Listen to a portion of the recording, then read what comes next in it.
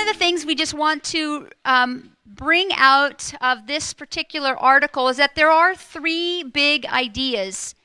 First is we want to focus on learning. We want to know, is what we're teaching the students actually learning? And the only way we're going to know that is by looking at what the students do. And one of the things that we want to encourage is really start looking at what do we mean by formative assessment? How do we do it day in, day out while we're teaching? Not just the summative tests, the interim assessments, but when we actually, as we're teaching, we check for understanding. We ask kids to show us their work. We ask what they're thinking. And so you'll have opportunities today to look at those.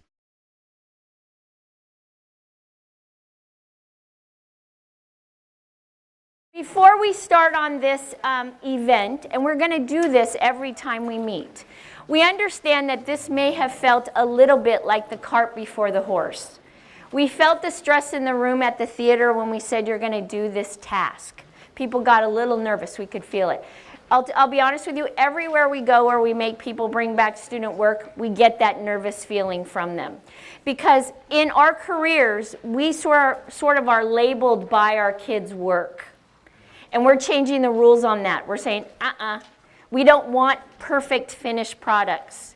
We want the first go, and that's what this is, the first go, at giving them a Common Core-like task and seeing how they show up. We need this data to inform our journey. That's what we need. So I'm going to give you your job, and then Debbie's going to talk a little bit about the questions. But we're going to give you some time, and if you have a partner, make sure both of you can see the work. We want you to sort them. Now listen to my labels. They're kind of funny, but they also really get to the point. You need to sort it into 3 piles. Got it, didn't get it, and close-ish. Now close-ish is your call, okay? So you got to have got it, didn't get it, and close-ish. So you're sorting right now, so go ahead and do that. Were they able to name the pieces? No. Well, I don't know what she's doing here. I haven't had time to analyze. Yeah. So that's what you're going to... Cute. Oh, how cute. Flip, flap? How cute is that? What does that mean, flip, flap? Oh. How cute is that?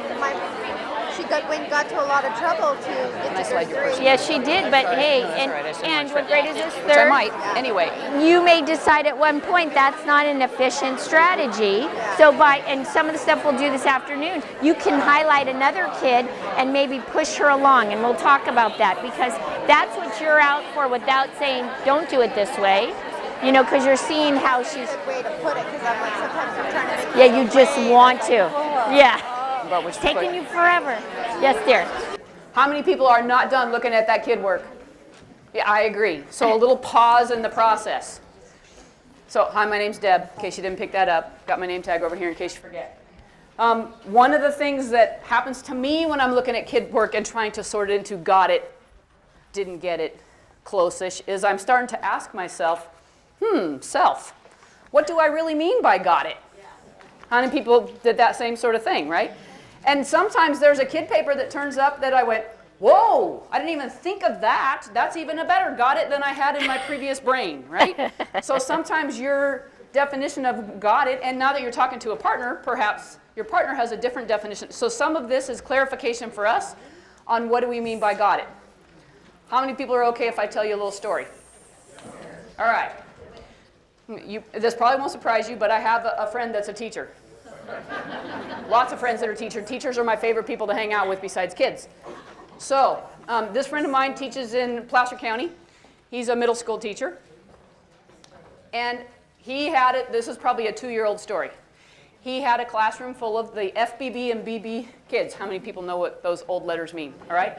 The real strugglers, they're all in the same room. How many people see trouble coming? Yeah. So he's been working really hard on trying to get his students to actually understand what's going on with fractions. So he gives them the following problem. You ready? Place 7/8 on the number line. So he gave them place 7/8 on the number line. How many people have a conjecture about where some of his students might have placed 7/8 on the number line? I heard a few people saying it. They went pretty far away from 0. They placed it between the whole number of 7 and 8 on the number line. How many people have some students that might do that? Right? Okay, so he's, man, I've been working so hard trying to get him to understand. I'm bummed out. So he goes home to his child, and it's been my experience that math teachers' children fall in one of two categories in their math experience. They're either really great or really awful. I don't know why that is, and that may not be the case. How many people have some children of their own that are not in either of those two categories? Oh, so maybe I have more data for my, all right. So his child was a 4th grader at the time and had gotten a perfect score on the CST the year before. Decides to ask his own child this same question. How many people have a conjecture of what might have happened? Wait a minute. All right, then I'll give you a minute to, you have 10 seconds. Think about what you think might have happened, and I'll ask you that question again.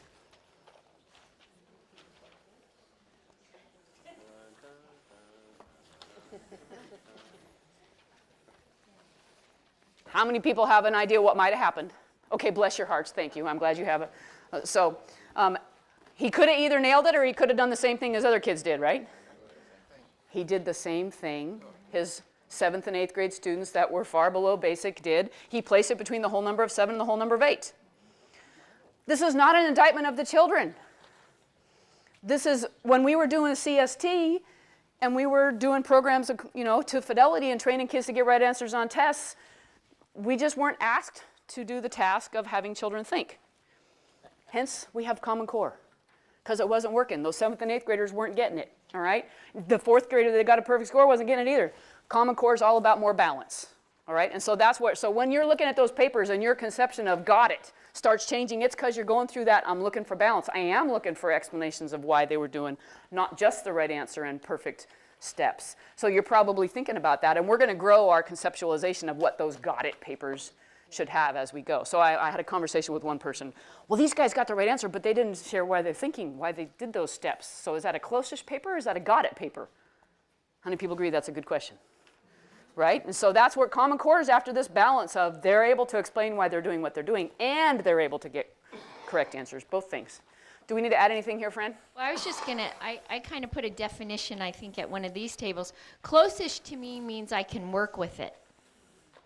There's kid. some parts missing. So I can work with it, and I can work with it by looking at some of those got it pages, the papers that kiddos are handing in. And I have a teacher in Robla, and I won't name her name because there's probably someone who knows her, but she says, Fran, I need you to show me what a got it paper looks like. And I said, I can't. I know when I'm in the neighborhood, but there's always one more paper that shows up that says, whoa, this is a way got it. And then there's another one, and then there's another one. And I think that's the basis of the Common Core. We're not going to have prescriptions of what, in this case, got it papers look like. They have to be a clear, viable argument. That's what we're after. So you're going to send them back to look for those clear, viable arguments yet? So, you have to click. I was worried. I didn't see for a while I was talking with this in my hand. You didn't know where it was. So the whole time Fran was talking, I was like, oh my goodness, where'd I put it? Where's the clicker? So I was happy to see it up here on the table. So we have some questions to ask yourself. If I went the right way. Yeah, good for me, I did. We have some questions to ask yourself as you look at the close-ish pile. A place to begin is, let's look at our kids that are close-ish, where we saw something where they've got a little bit of a start, but they got a little bit something missing. And what would I have to do in order to move that child from the close-ish to the got it pile? So you're looking at the close-ish pile. First identify what is it that they do understand that I can build upon. And these are written up on the screen, or you can have it in your PowerPoint if you can actually see that paper with the little bitty version of the PowerPoint, either way you want to do it. Find the evidence of what you think they understand on the paper. How many people, if you know that kid, sometimes that's different because you might know there's something in their head that didn't come out on the paper. Right? Okay, so if you think they understand, we would like you to find that evidence on the paper. Then think about, okay, what's the gap? What does the student need to understand to do the next thing? And then as the teacher, what could you do in order to fill in that gap? Is there a question you could ask the kid to fill in that gap? So start with the close-ish. How am I going to move them to got it? Any clarifying questions for me before I give you more time? Looks like you must be good because you're already buzzing. I'm shutting up. Go. I use the reciprocal, but that doesn't really tell me they understood the concept. I had some kids model it out on fraction bars, but just because they can regurgitate it back to me, does that really mean that they understand it? Right, I mean, and I think that's an excellent argument. thing. So I think it would be, what I'm looking to do now is, I'd love to, if you're willing, to share that little thought process you had with yourself. You don't have to have an answer to that question, but just because that's where we're all at, right? And then we could wrestle with that question a little bit. If you're willing, when we share out, you could say, here's what I was wrestling with, and you could either show a paper up there, or you could just talk about it with the, that thing you asked yourself, how you pitched the question, and is it got it when they just regurgitate buzzwords, or can I find one? I took 3/4 and divided by 1/8, and I rewrote it. I flipped the one on the right, because you flip the one on the right. So we could put that up on the DocuCam. Switched the division, made a I cross-simplified. Great, so they have the steps, but is that got it? I'd love that, So that's our question, and that's our challenge. But Fran and I have noticed some people doing some talking, and we thought it would be good to kind of share some of those thoughts, because it's probably going all over the room. So Fran, we're going to ask, I already forgot her name, the woman in purple. Do you remember her name? No, I'll go. She introduced me to her, but I forgot what her name is. Did you want to show your work on the document camera? And this is Heather. This is Heather, everybody. Heather's wrestling with some questions. How many people out there are also wrestling with questions? Anybody noticing that I'm buying Heather some time to walk up to the front while I say this stuff? You could do this too when you have kids going up to the front. Oh, nice job on the document camera switch, someone. Way to go, Fran. All right. My question is what does get it mean? Because this child got the answer, and they told me all the right steps, where they recited exactly what we said in class. You flip the one on the right because it's the right one to flip. But given fraction bars, he doesn't get that 1/8 that's smaller than a quarter. He did all the right steps for it, and he would have gotten the answer right. But what does get it really mean is what our table was talking about. Because, great, he can do a math problem with 2 numbers in it, and he figured out to divide it, but he doesn't really understand. And that's one of the things that I'm struggling with in my class is when they see the math problem, they can do it, but if there was 3 numbers in here, they might not even know which ones to pick out because they're not looking at it to see if it makes sense. I gave my 6th grade class this after chapter 2, so they were more successful with it, but I also gave them out of interest the 4th grade and 5th grade one, and they couldn't pass the 4th grade muffin one. Like, they're looking at it, and there's one girl is part of 2 different groups. One group has, I don't know, it says something like 6 kids share 12 muffins, and the other one has 8 kids that share 15 muffins. And these same kids answered that, the one girl that's in both groups got 27 muffins. So they're not, just because they can do the problem and they can tell me all the things I said, use the reciprocal and give me the keywords, does that really mean they get it? That was our debate. How many people were wrestling with similar sort of things, right? Fran, did you want to say something else here? Well, I think, don't forget your paper. I think what you have to be comfortable with, which is an uncomfortable feeling, is that we're not going to know all the details. We're not going to know what got it is, and what we think is got it today will change. So thank you for bringing up all those questions. That's what a PLC does. You bring your work to your PLC and you say, PLC, what is got it? What are we calling got it today? Okay, so that's a huge, huge issue. You can't do it by yourself. We are going to bring up Mike and Nancy. Can I throw something in there before Mike and Nancy are coming up? Yeah. So one of the things I'm also thinking about, which was related to what Heather was saying, so they're saying all the right things and doing the steps, but if the problem was slightly different with an extra number in it, or if it's just slightly different than the ones we practiced, which is looking forward after high school, we want kids to be able to do stuff because word problems don't just fall down with all the right numbers out of the sky, right? So they need to be able to apply. So this is where we're headed and we're thinking about when we want got it. We want them to be ready. All right, so this is who? Mike and Nancy, and I picked on them because they're all doing, and what they have on the board right now, and they're going to explain in a second, is a paper that they're calling Got It. Anybody got any ideas? And this is how the evolution kind of goes. You see details of a Got It paper that you want to pass around the room to help those close-ish or that didn't get it. All right? And you're going to kind of make this list. Doesn't mean that this has to be on every single paper, but this makes a pretty strong, viable argument. So Mike and Nancy, tell us what your problem was. It's for some reason we can't shrink it anymore. Fifth grade. This is fifth grade, and what we liked about the problem was that that Ainsley did some rounding up. 2 3/4 is close to 3, so she knew that 3 times 3 is 9. So the correct answer, 8 1/4, is close to 9. Whereas a lot of the students did this. They just this is a lot. I mean, we're talking about 12 or 13 kids did this. 2 times 3, kind of lowballed the estimate. 6 3/4 seems as a reasonable answer. They didn't know what to do with the fraction at all. Yeah, and we were talking about how if they were familiar with estimating, they would see that 6 3/4 really wasn't quite close enough to what the answer should have been because they didn't have enough practice estimating and getting something that's close to 9 by rounding first and then doing the multiplication problem. Most of the kids in 5th grade didn't know what to do with the fraction problem. So what they're finding out that estimating is not a requirement for a viable argument, but boy, when it showed up for this paper, it made that argument stronger.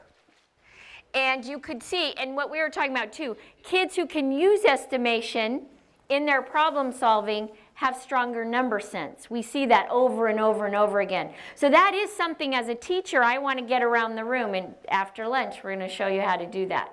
So thank you very much, Mike and Nancy. So I have a question about Yeah. this too. You guys can go sit down if you want, and I'll bring you your papers. How many people see that there's something on this child's paper that you could start with that you could build upon? Is there something that they understand? Right, so, and it's in the closest pile, and that's your next thing you're asking. All right, so which might be different than what we used to do, especially us high school teachers. Sorry, that's what I was. We just take the kid's pencil, right, and go over and go, no, look, guy, do that, right? I'm trying to replace that behavior on my part. Instead of doing that, what could I do? I want to ask myself, all right, what does this child understand? Not my understanding. What does this child understand? This kid gets 2 times 3 is 6. They knew they were doing 3 groups of, right? All right, so now, what could I do to start there and then take the next step?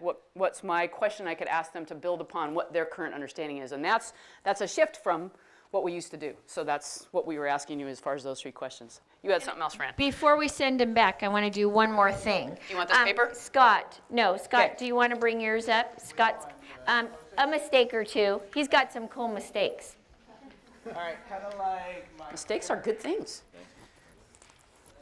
So Scott needs the mic. You want me to? Oh, I'm going. Sorry.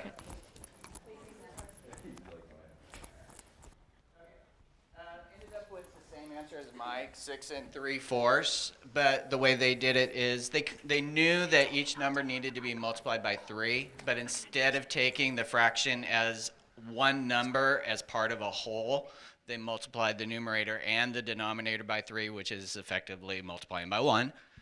So that's how they ended up with 6 9/12 or 6 3/4. I had a lot of that. We Okay. just did the distributive. So hold on a second. Yes. He's seeing a lot of this mistake around the room. So there is a technique, if you're brave, that you could try, and we'll talk about this, we'll refer back to it again this afternoon, where this is a typical mistake in the room. What we're seeing, raise your hand if you've looked at any of the released items from SBAC, Being Cool, Smarter Balanced Assessment Consortium. People are calling it SBAC. So that's our test that's showing up in 14-15, right? One of the things that we keep seeing on the released items are error analysis problems. So they'll say, here's the problem. What could you do to advise this person on what to do? So this would be a great thing to have start showing up. And use typical mistakes. Use them and see if kids can talk in their group and see if they can help that kid get on the right path. So that might be an idea that you use too. I got to share this one. Okay. This was unique. All right. They took 2 Scott has the 3/4 multiplied by 3. They took 1. Oops, sorry. Oh, I'm There we go. They divided it in 2 parts. They showed 3/4. Then they took 3 and they divided 1 into 3 parts. They counted the shaded parts, came up with 8, and they have 1/4 left over. Don't How you many hate people that when that think this- happens? Sorry. I was just saying, don't you hate that when that happens? How many people think this child actually knows how to draw a picture of 2 3/4? How many people think they can draw a picture of 3? Yeah, I don't either. Yeah. Thank you. Interesting. Thank you, Scott. It's hard to figure out what we build on with that one. We might have, well, that's why we're going to have a PLC, right? Somebody might have an idea. Okay, Fran, what do you want to do now? No, so now they could go back, spend a little more time at their work and see, because really, ideally, what you want to do is go back and give your kids some information on what you're analyzing right here in this data, okay? You want to use this data to make the next choice in your teaching, okay? So take another 5 minutes or so and keep looking at work and see if you can make some connections between got it, close-ish.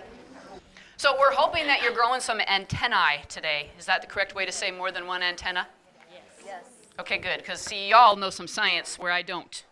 So one of the antennae you might be growing is a sensitivity to, all right, I want to be aware when I'm starting to make some progress on, oh, no, that's what I mean by close-ish. You want to, oh, and that's what I mean by got it, right? You want to kind of be aware of that. Yep, oh, that was the paper. That's where I'm headed for. They really said what they understood. So that's one of the antennae we're going to have you be growing today. So did anybody else come up with a little bit of an aha that they'd like to share? I was going to make a different comment, but okay, I'll make those. As I was doing the kindergarten one, I felt as though my kindergartners needed to hear one more word, all together, and, to get it, but I didn't, digress. And so what I did was, as we were sitting, okay, facing you, okay, I really was paying attention. You're thinking about what you're saying, not the orientation of that machine. I feel your pain.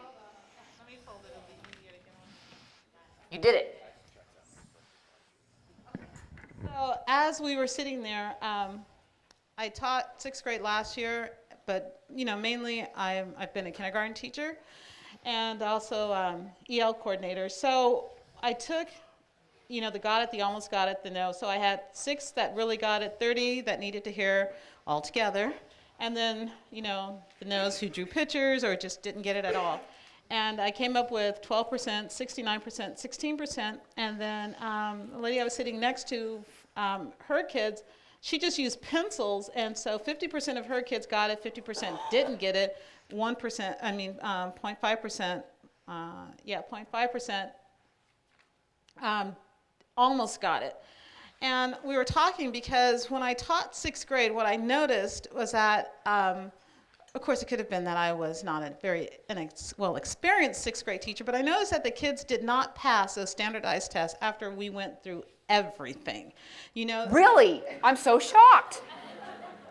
How many people have that kind of issue in their own rooms, right? Yeah, that would be why we have new standards. Yeah, keep going, Regina. So, and I also noticed that when I went to the assemblies that, they say, oh, Sierra, test, straight A student. Well, I remember Sierra in kindergarten. She was also a straight A student.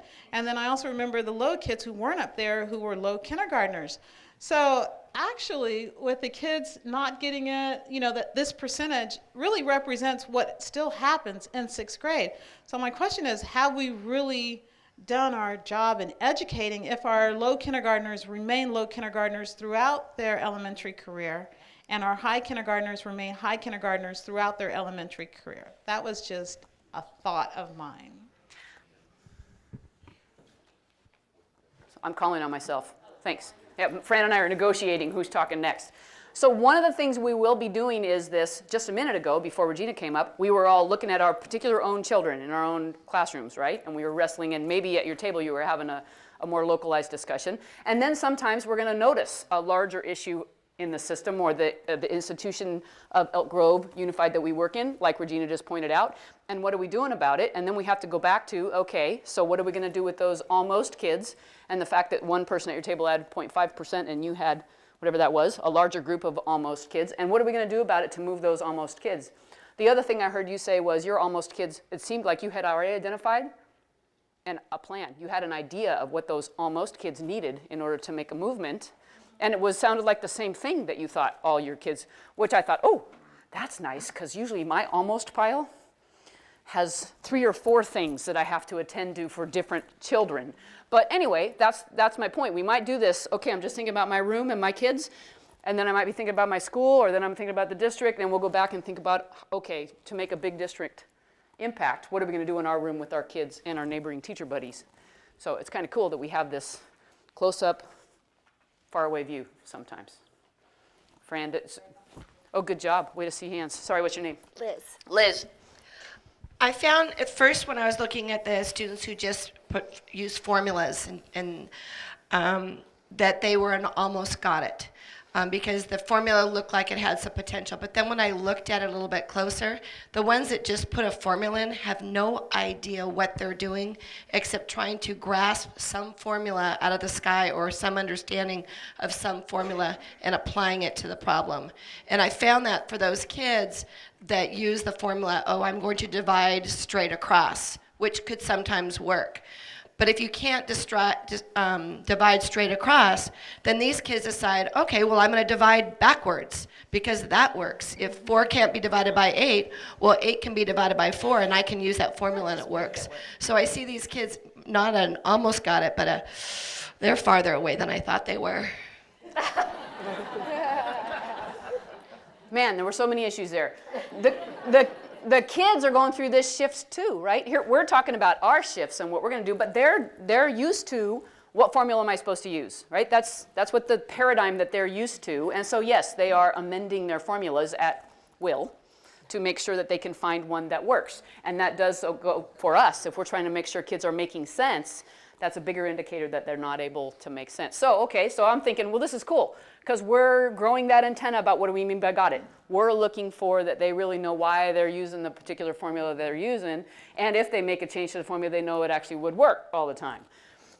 Yeah, so now the next thing is to try and help, which is why we just asked you to give a task, and it might not be perfect, because the kids need to get used to the fact that we're going to be doing stuff that's different, and they need to make shifts too.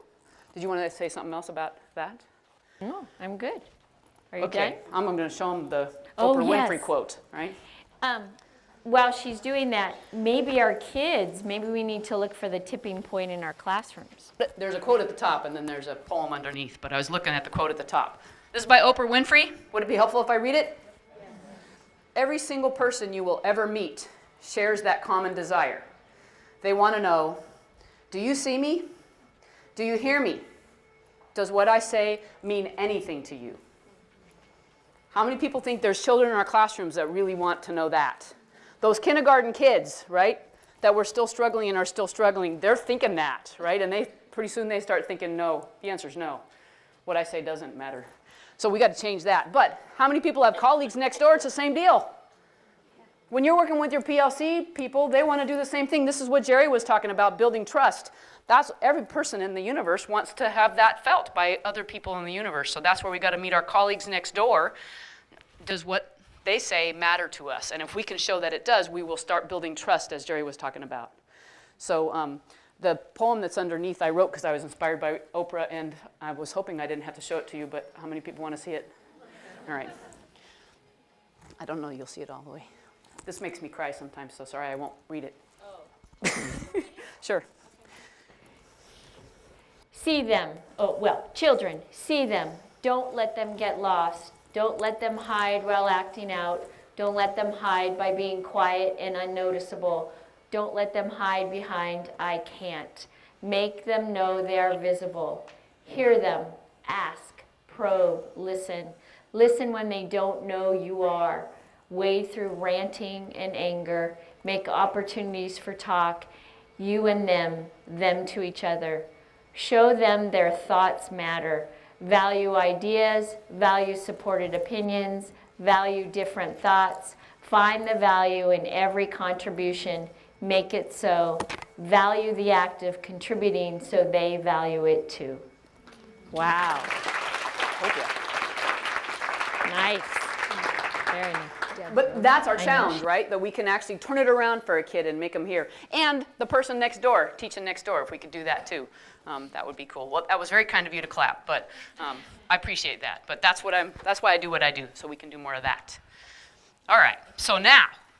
Okay, what we want to do right now is just take 2 minutes, and we want you to step back, and we want you to reflect on the group you're sitting with, what just transpired, and was it successful and why? What happened at your table?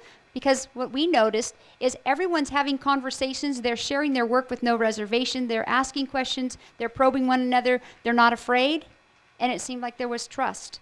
So what we want to do is have you just do the tableau. What was happening at your table that would be indicative of a high-functioning team, and take that thought back with you when you go to do your PLC work. So 2 minutes, go.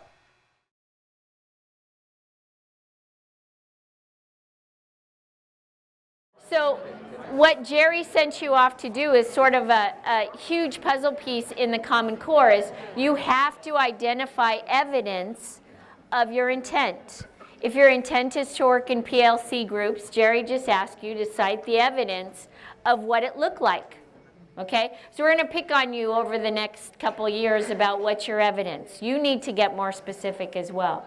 So before we go to lunch, I have about a half hour.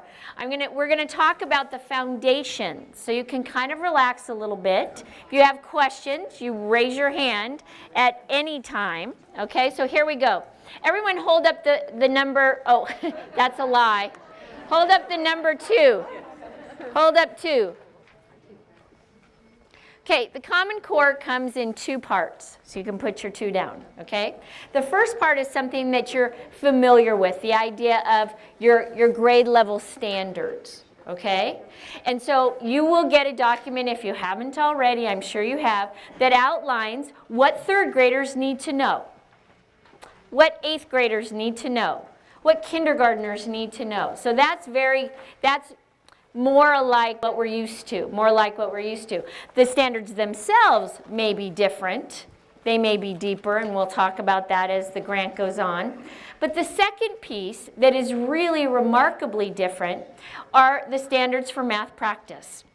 Both pieces were highly researched. And what I mean by that is that it wasn't just a bunch of governors and Tom Torlakson sitting in a room saying, hey, we ought to do this. Let's do this. No, not even close. They looked around the world and they paid attention especially to countries where kids were outperforming us on every measure we could think of. And they said, what are they doing over there? What are they paying attention to? What kind of content are they teaching it, and when are they teaching it? So one of the things you might notice when you look at your standards is that things have moved, that you're not responsible for certain things anymore. We're the 2nd grade teachers in the room. Raise your hand for 2nd grade. Fractions have left the building. You have one tiny little fraction standard that hides in geometry, and it's about equal parts. But that's not rocket science to a 2nd grader. Okay? The rest of the world didn't talk about fractions till like 3rd grade when kids were like 8 and 9. So they looked at things like that, like what's going on that we need to really pay attention to. But they also looked at some mathematical research. And this is one of the pieces that they looked at, and it's called Adding It Up. It's from National Academies Press. So if you ever have nothing to read and you want to sit around and read some research with your umbrella drink, this is a good document to read. And what it does is it talks about, and I'm going to use the little, I love that thing. Sorry, I hope that didn't hurt anyone's ears. Okay, so what it talks about are these strands of mathematical proficiency. Now, if you were like me, and I probably alluded to this on the kickoff day, I really had a math classroom that was only that. That's it. And I had nuns teaching it, so there was this fear issue. Oh, you mean when you were a student? When I was a student, right. Oh, I also had classrooms, where's my pointer? I had classrooms where I was heavy on that as well. When you were a teacher? When I was a teacher. So when you're just heavy in one of the areas of mathematical proficiency, guess what? They're not mathematically proficient. You only have one piece of the puzzle. So let's talk about what these pieces mean. So gratefully, we know what this means, sort of.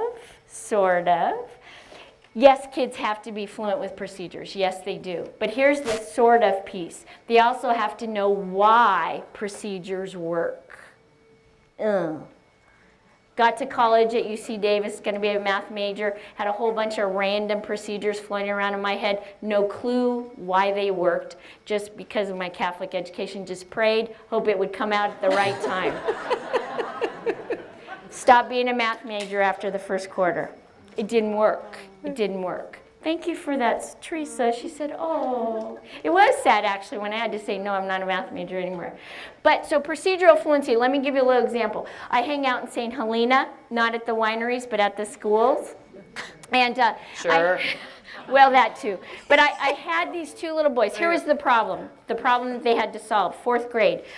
You have 14 trophies, and you want to put the same number of trophies on shelves, okay? How many trophies? Oh, and I think you have 3 shelves. Nope, 4 shelves. 4 shelves. How many trophies will go on each shelf? So it was the lesson that talked about remainders, right? And we got 3 kids up to share, and we're going to talk about the structure we used this afternoon. And they got up to share, and the last 2 little boys, Will and Grant, I'll remember them, they got up and they had the beautiful little division thing. So they had 14 divided by, did I say 4? Yes. Equals 3R2. And they put it up on DocuCam, and they just smiled. I said, okay, what does that mean? Like, what's the 14? Where did it come from? And Will went, that was the number of trophies. And I said, okay, talk to your neighbors about that. Do you all got that? So they were all talking about that. 14 was the number of trophies. Then what is this little thing? And I said, oh, that's the division sign, because I need to put them in equal groups. Good, talk to your table about that. Do you understand what they're talking about? Okay, what was the, did I say 4 or 3? 4. Thank you. What was the 4? And they went, oh, that was the number of shells that we're putting on trophies. Good, good, good. Okay, so then here's the highlight. So I said, Will, what's that stuff on the top? And he said it so quietly. He went, 3R2. I said, are you saying it quietly so I won't ask you what that means? He goes, and I said, well, what does it mean? So we threw it back to the groups, and they talked about it, and they said, well, there will be 3 trophies on each shelf. And I said, what's the R2? Threw it back to the groups. They had to talk about what R2 meant. And I said, what do we do with those trophies? Sometimes with the remainders, we cut them up, like the people who did the muffin problem. You cut them up and you share it out. Should we cut up the trophy and put a little piece on each shelf? And they said, no, no, no. So we talked about that. Remainders really are very situational. And then right when I left, I said, can you ever in this problem have a remainder of 5? And they all kind of looked at me and went, I don't know. One kid goes, remainders can get really huge. I said, well, I guess they might be able to. So they thought about it, and I was at the school all day. Later in the day, this little kid named William, now, okay, I got to set the stage. Long, kind of blondish hair, sat with his little legs crossed and his to-go coffee cup during the lesson. We're in St. Helena, you guys. And so I said, William came up to me and said, Miss Gibson. And he had brought me a letter to explain to me why you couldn't have a remainder of 5 in that problem. So when we say procedural fluency, it's understanding where do the numbers come from? How big can your remainder be? It's not just echoing what Heather said, that I can just regurgitate the steps. It's knowing why you're putting numbers. It's the shortcut and understanding what the shortcut's all about. So that's a different take on procedural fluency. Okay, so here we go. So then we had this too. Talk to your neighbor. What do you think conceptual understanding means? Talk to your neighbor about that.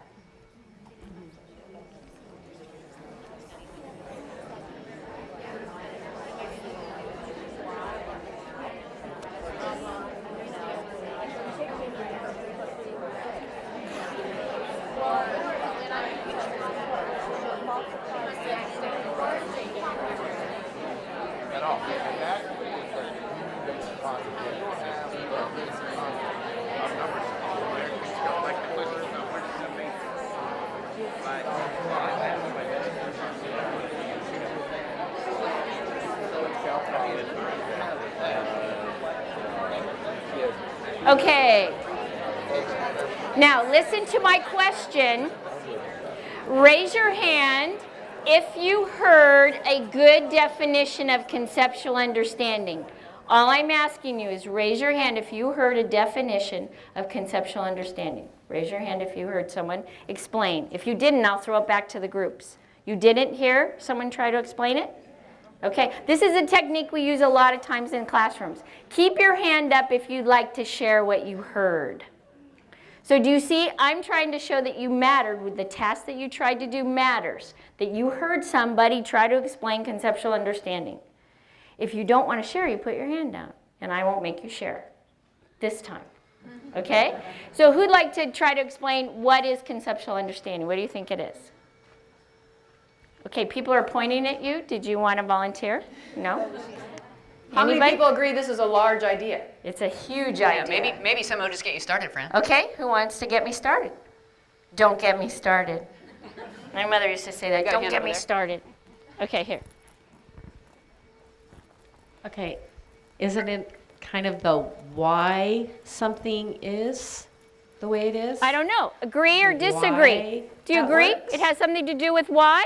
Agree or disagree? Come on, everyone, show a hand signal. Let's see. Come on, come on, come on. Teresa's got hers front and center. We worked at a hand signal school together. Okay, all right? Okay, that's another way to show that kids matter. Okay, so we are showing you techniques we use in the classroom all the time. If you choose not to use a hand signal, I may hunt you down. And in a classroom, you want to do that same thing because you're asking for communication, you expect to see it 100% of the time, 100% of the children. Okay? We are really relentless on stuff like that. You can't learn it if you don't participate, flat out. Okay? So we may pick on you a little bit. Don't get nervous right now. Okay? So the why. Who wants to add on to that? We talked about the idea of being able to show multiple representations of an algorithm, a process. So, for example, 3 times 4, if they can show it in an array, a number line, pictures with tally marks. What was the other one? Stars and circles.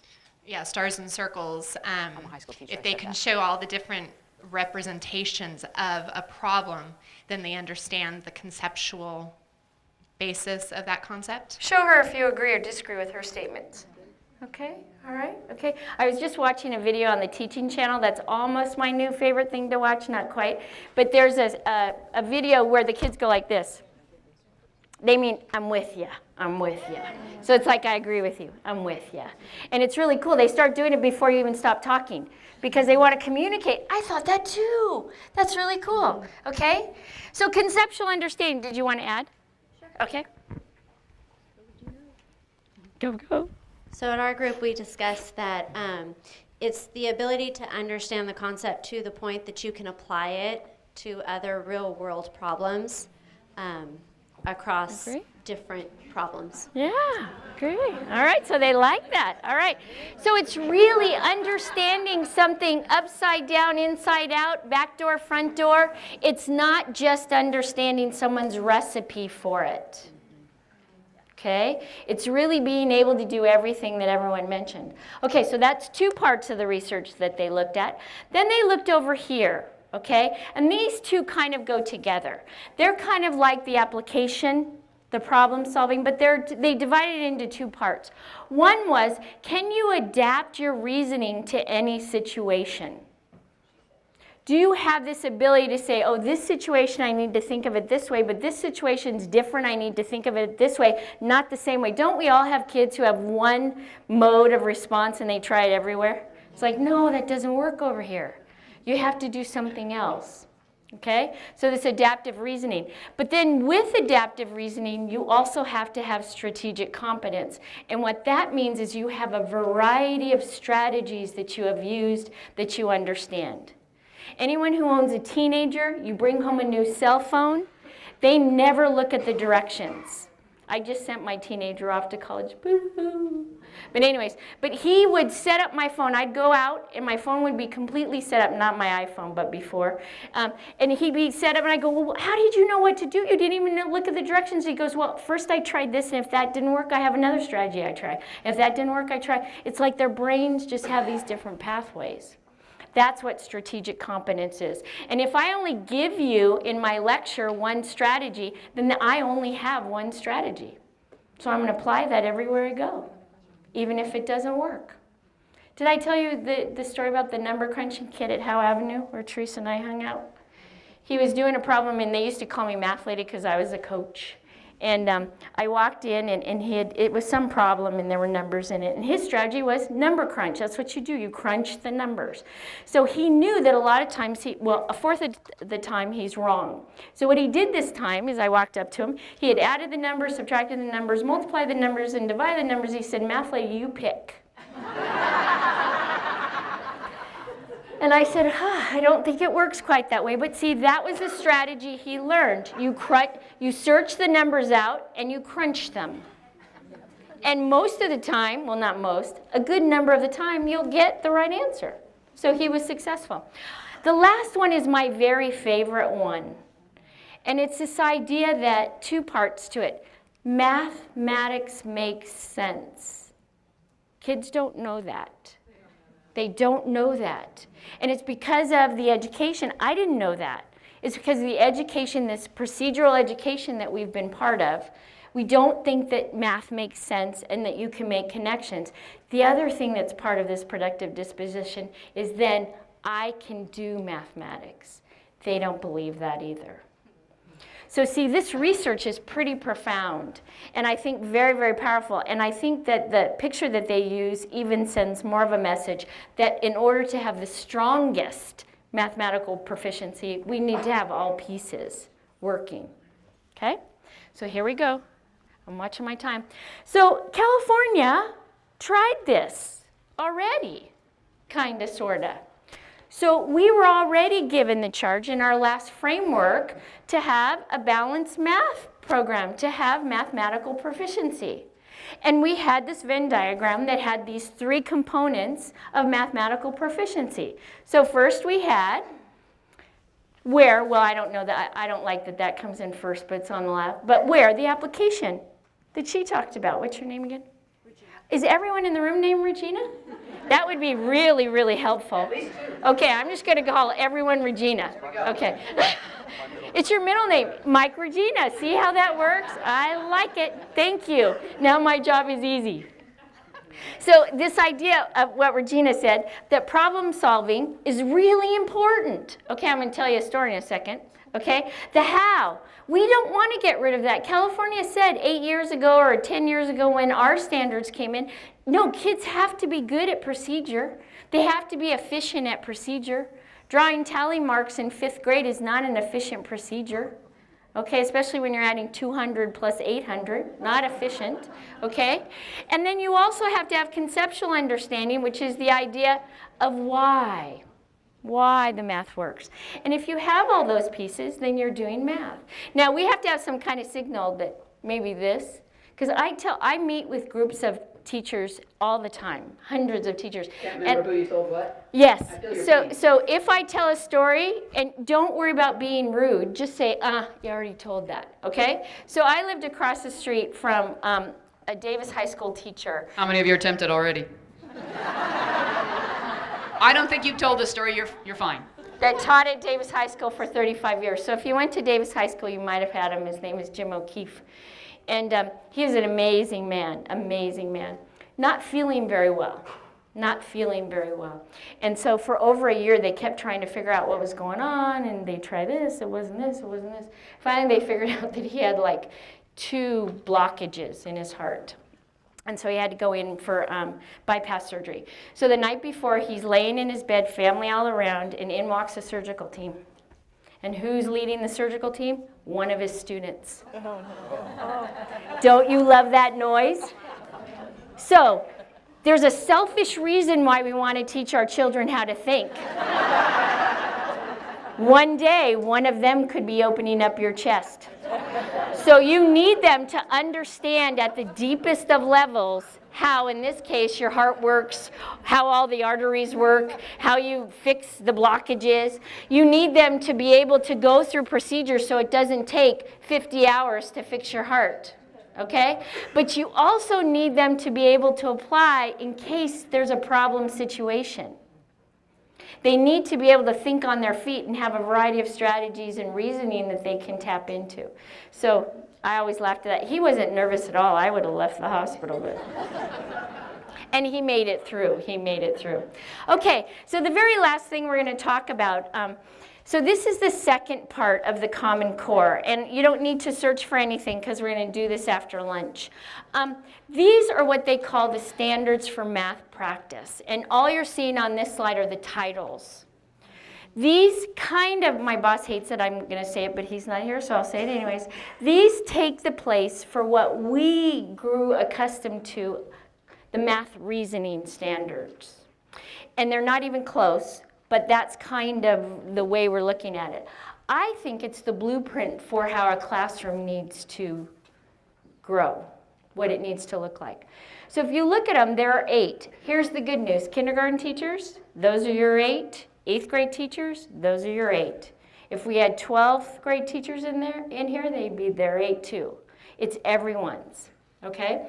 So when you look at the 8, and we've got another document for you so we can make more sense of it, a kindergartner brings their knowledge, their wisdom, and their maturity to it. An 8th grader brings their knowledge, their wisdom, their maturity to it. And you're the guide through all of this, okay?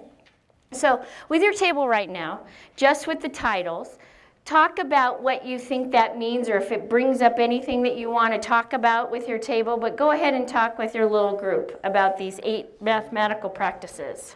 One of you I'm two? going Geri will. to just say a few things about these 8 and then sort of also let you know what I heard. ready to give them lunch Some people directions? like them, Okay, so I have this the here. titles. Okay, some people like them. A lot of people talked about that P word in math practice number 1. Raise your hand if you have a lot of kids that are good at the P word. Problem? No, the second one, persevering. No, we are not. Children are not. In Robla, we've been in a grant there for several years, and we'll give kids a 2-part problem, and we still have kids who just solve the first part and they're done. They don't persevere to the end. They don't even check to see if their question is making sense to the answer that they get. So this idea of making sense and persevering, that's a huge piece. Reasoning abstractly and quantitatively, okay? Might be an interesting idea for a kindergartner, okay? 3, warning on 3. You teach your kids how to do it, they're going to do it to you. Construct viable arguments and critique the reasoning of others. Now we heard critiquing does not mean that you're, wrestling someone down to the ground and then you won't play with them at recess. It's not that. It's really kids looking for ideas of other kids and saying, I don't get why you did that, or I don't agree with that. They're getting into this idea of error analysis, argument analysis. Modeling with mathematics, we'll talk about that. Using appropriate tools strategically, having all the tools out there and they choose what to use at certain times. Attending to precision, and that's not just in computation, but that's also in language. Mathematics is a very precise language. Look for and make use of structure, and look for and express the regularity and repeated reasoning. So we're still talking about patterns. One of the authors of the Common Core, Bill McCullum from the University of Arizona, he did. He organized the 8 mathematical practices this way. And what he's saying is that 1 and 6, which we'll talk about after lunch, are sort of the umbrella standards, practice standards. So what he's saying is that if you can't make sense of problems and persevere in solving them, and you don't really pay attention to precision, you have a hard time showing up all the other behaviors, having all the other behaviors showing up. Okay, so that's important. But then he talked about that reasoning. These are the reasoning and explaining, 2 and 3. These are the modeling and using tools, 4 and 5. And then these are the seeing and generalizing, we say patterns in elementary school. So this idea that what you did over here can be generalized over here. Okay? So we're going to get more in depth to this. This is one of the big foundation pieces of the Common Core. And then we're going to do some math and give you some structures to take back and try tomorrow. So that's kind of a cool thing.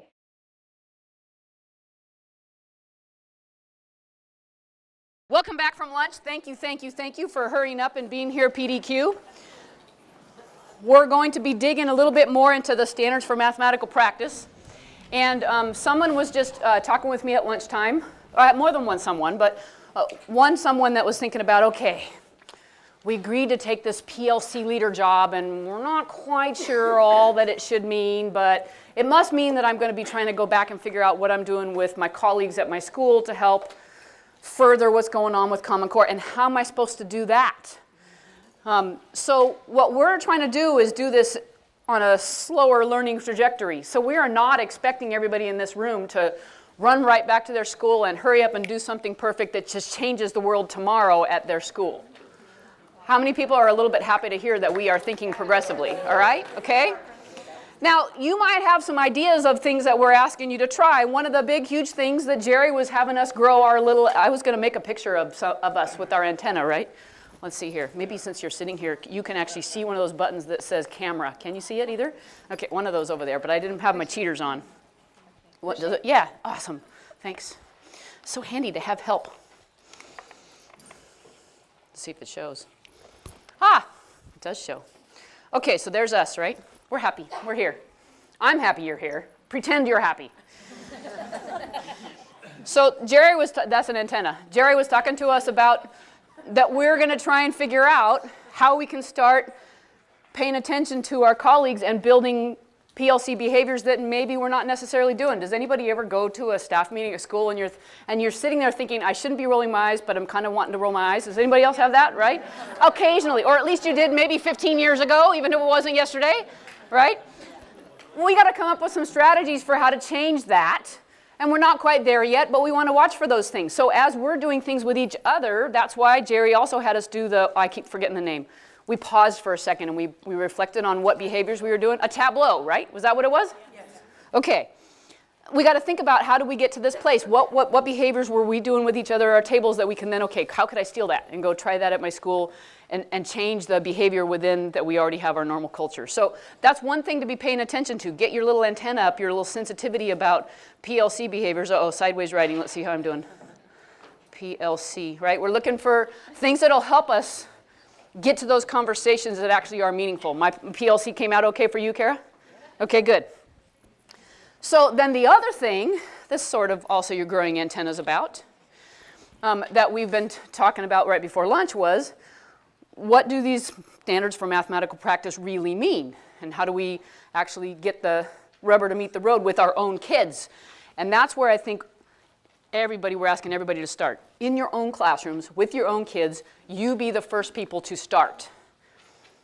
In the trajectory of change in Elk Grove, if you guys are the first people to start, and you're kind of thinking about how it's going for you, then you can start continuing to communicate with your colleague next door or your grade level team or your school side of the staff meeting. You choose what's effective for how you can start growing that. But start with you and your kids and Common Core in your own classroom.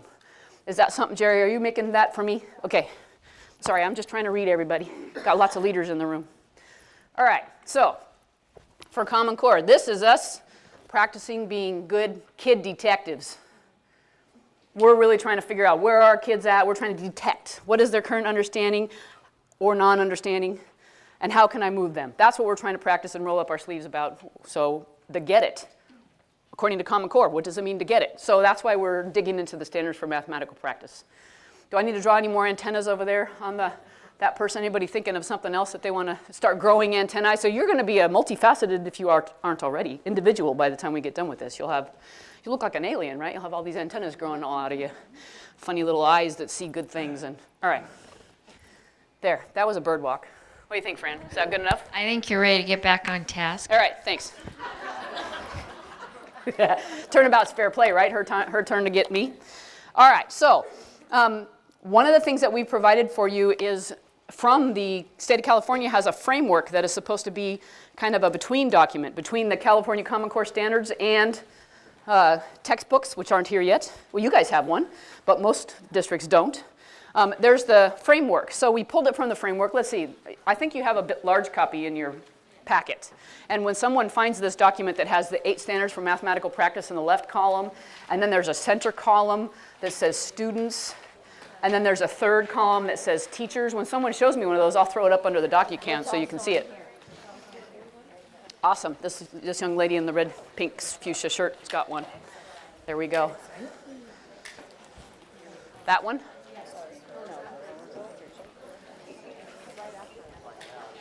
Thanks for the technical assistance.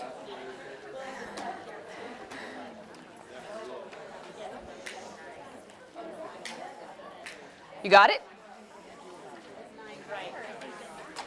So if someone at your table has located yours, would you raise your hand so I know all tables know what document we're looking for? I'm looking for tables that someone hasn't found the document so I can make sure, because I've done a less than good job of pointing out what you're supposed to be finding.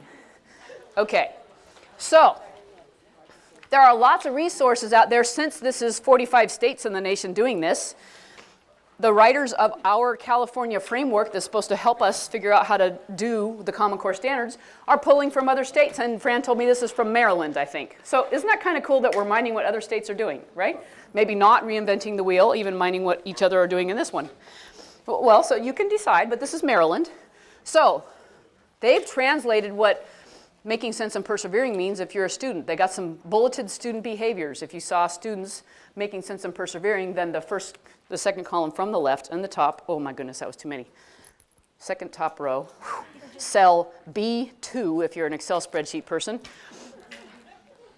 are some bulleted things of what students would do. And then bulleted things of what teachers would do to cause those things for the students. Because standards for mathematical practice are what students are supposed to be doing. It's not necessarily what works, but we have to figure out what is it we're going to do to elicit the growth of students to be able to persevere and make sense. So that's what the third column is, some things we might do. So what we're going to ask you to do in regards to math practice number 1, which is the make sense and persevere. Thanks for that visual, Fran. She went like this. So I'd push the button and go to the next slide. We want you to talk about math practice number 1. And first, just read through the student behaviors, read through the teacher behaviors to cause those student behaviors. See if you think we need to add anything. And that's where you can put it in your notes. So I will shut up so you can read and then talk with your table mates. Do you think we need to add anything that you may already know something else we should add to that list of things that could be for students and teachers? Just math practice 1. Quick talk. So did anybody hear something at their table that they thought, oh yeah, we should add that either to the student column or to the teacher column? Anybody got something they thought, oh, that'd be a good thing to add? You probably were talking about other things, which is fine. I'm just minding the room because that's what we want to do with each other is if we find out new things that we think we should add to it, then we can get a better list. She did. Is she raising her hand? Okay, then now she is. Now I'll call on her. Yes, ma'am. The last one that says, provide opportunities and time for cooperative problem solving and reciprocal teaching. Prior to providing the opportunities, we have to give direct instruction on what reciprocal teaching is and what it looks like in a classroom setting. And I mean, there's a lot to the background of that. How many people have heard of capital R, capital T, reciprocal teaching in their previous list, like a whole thing? So a few people have. And I think we were talking about it in this particular case from this document. It's a less formal sense of that. And so they're just talking about making sure, giving opportunities for children to talk to each other about what they know and what they've learned. And it might not be quite as formalized as what you were thinking right there. But that doesn't mean you can't figure out how that impacts this. Okay? But can I just say, Please. to piggyback on that, I was told I have to hold it farther away. Yes, classroom management becomes critical in the Common Core because not everyone's just listening to you anymore. So they have to learn how to listen to one another, talk to one another, ask questions of one another, critique. I mean, classroom management becomes a different ball game. So I think the details of what you're talking about, we really have to always pay attention to that. Regina. It really is Regina. I think what I would want to add to the teacher part would be to teach the necessary vocabulary for the kids to use when analyzing information, because I found that when kids are asked to analyze, they usually just say, oh, good job. You know, they just don't know how to use the vocabulary. They don't have it. So we've got to grow that. Yes. Their ability to do that. And that may even, when you're talking about teaching them about vocabulary, maybe it's particular technical language or academic language you want, and that may be merging into math practice number 6, which is attending to precision. But it's okay. I won't cry if you do one thing that works in 2 math practices, right? Yeah, Heather, right? Tara. Oh, man. Where's Heather at? She's over here somewhere. You can call me Regina. Oh. Call me Regina. Hi, Tara, Regina. Hi. Something that should be at the top, bold, is extensive teacher model. I teach at Charles Mack, and I'm possibly one of the only adults in their life that is modeling problem solving and thinking through and how to get things done. And you have to model. And that should be under every single one of the standards. So, and eventually then some of your kids will start doing it too, right? And either way, we can work on how do we positively reinforce and catch the kids, catch ourselves doing something that we're looking for so we can get it to occur more and more and more times, whether it be use of academic language. Oh man, how many people heard that really awesome word that Tara just said that begins with an M? How many people agree model is one of our standards for mathematical practice, which is a different sense of the word model than she was talking about, because she's talking about us demonstrating how it could be done. But that would be a way to sort of get academic language and modeling going in the same thing. All right. Cool. Any other things that people were thinking about adding? All right. So we're going to delve in deep to Math Practice 1, Math Practice 6, because as Fran alluded to earlier, Bill McCallum was discussing with us in that, where is it? Previous slide. Am I going the wrong way? Yes. Don't get dizzy. Oh man, now I jumped out of, there it is. That's the one I was wanting right there. That one, 1 and 6, you have to do all the time to even have access. So we're going to repeat the process, and if I can get the slide back, great enough. If I can't, no problem. What can you add? So read Math Practice number 6, the student ones and the teacher ones, and then figure out what you want to add. How many people thought this one sort of made sense when they read this one? How many people thought these made sense? Yeah? Okay. Were there anything that you wanted to add that you talked about at your table to the student side or the teacher side? Mike, Regina, yes, sir. Yeah, I would put the word estimate before I put calculate accurately, because I want to estimate efficiently and accurately also. When I reach my calculation, am I close? How many people think that would be a good idea? And here again, you never know, would that be on the side of students making sense? But it doesn't really matter. I agree with you. I care less about which one it is, as long as I know I've done them. That would be the reason to know the difference, so I can make sure I haven't just lived in one realm. But I agree, estimating would be a good thing to do. Yes, ma'am, you're Regina who? I'm actually Regina Dawn. No way. Yeah. I'll pay you $5 later. Okay. I was wondering if in 6 we shouldn't also add inventive strategies, because different kids can get to it different ways. We're going to talk about that. Yes, the role of inventive strategies in their learning and their conceptualization of events. Yeah, so where do we play that in? Right, that's a good question. You got one right here, looks like. Amberly, did you have your hand up? I would also add in when we come off of the conceptual and we go to the procedural fluency, that we're actually requiring those intermediary steps for precision. I find that 7th grade, a lot of times those kids will skip and do in their head, which really disables them when they go to geometry for proofwriting. So it depends on how many, if you're thinking ahead with your cohesiveness, you're trying to figure out how many steps do I actually need them to show at this point. That's why you're trying to get them to be more precise now, so you can work on that level of precision later.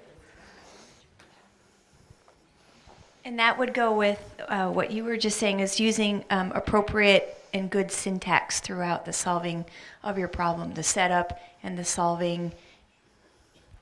And so what you guys are trying on here, I hear you're trying on, okay, in the beautiful world at the end goal, these are all the things we want our kids to be able to do, right? How many people agree with that? We're kind of going down the path of what is it going to sound like when they got it. And then as we go, we'll talk about, okay, how, because they're not there yet, right? So we'll talk about where are they now and what kinds of things can we do to sort of just keep moving them along so that they get all the way here. Because they're not going to just start off right away using perfect syntax, doing all their steps and communicating everyone precisely, right? We're going to have to talk about how do we move them along the way. We've got 2 or 3 hands up there. We got one more to do? While you're walking, yeah, we have one more to do. This one says no more fakey math words. Right, that's the goal. Don't use take away when you can use subtract or difference. Don't use timesing ever, okay? There are fakey math words that we want to just work out of our environment and just say, let's talk precisely in mathematics. There are precise words that we need to use to describe what we're doing.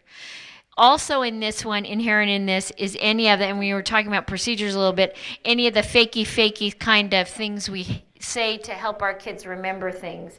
Mommy, daddy, sister, brother, mad Dracula sucks blood, bigger bottom, better borrow. That's all fake stuff.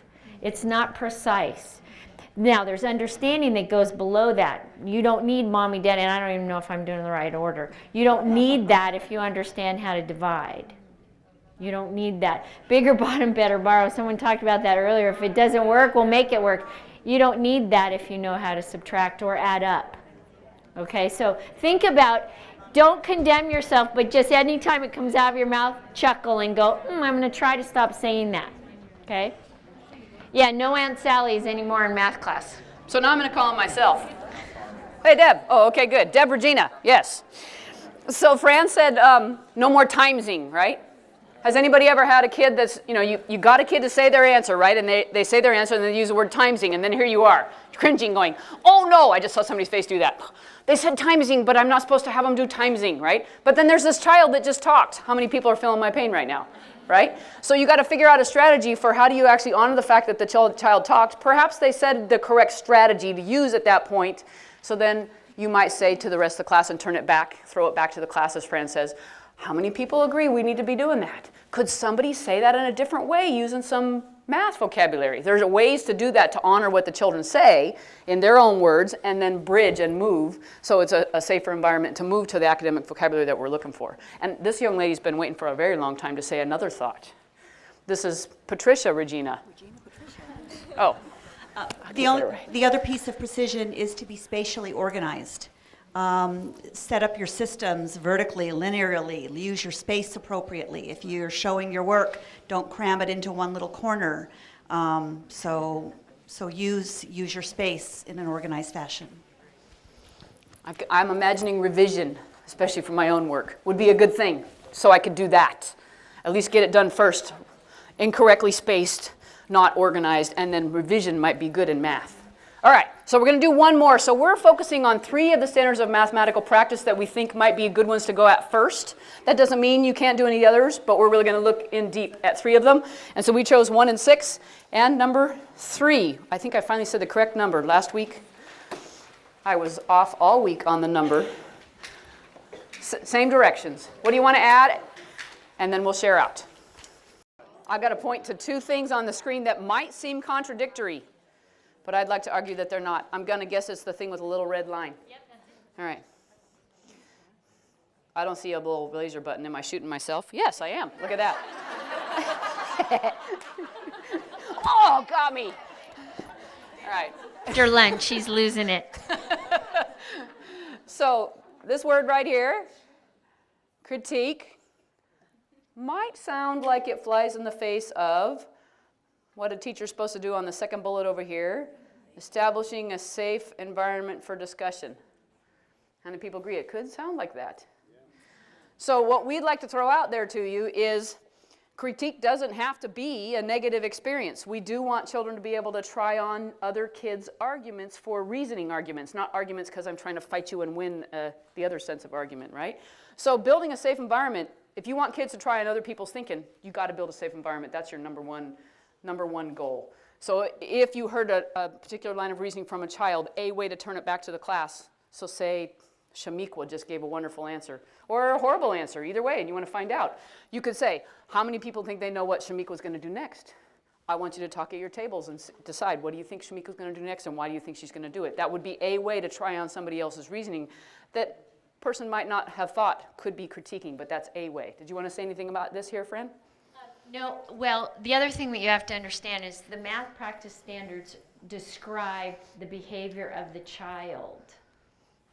So it's not that I get to critique necessarily. I mean, I will as the facilitator, I might question, but it really is describing the behavior of the child. So that middle column on all the math practices really is your goal column.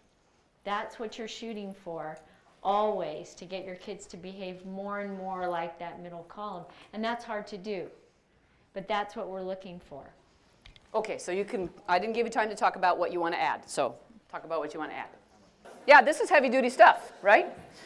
I would even argue that that one right there, we're under the students thing, listen to reasoning of others, compare arguments, and decide if the arguments of others make sense, is a lovely way to say critiquing the arguments of others, and that's how I hope it sounds like and looks like in my classroom.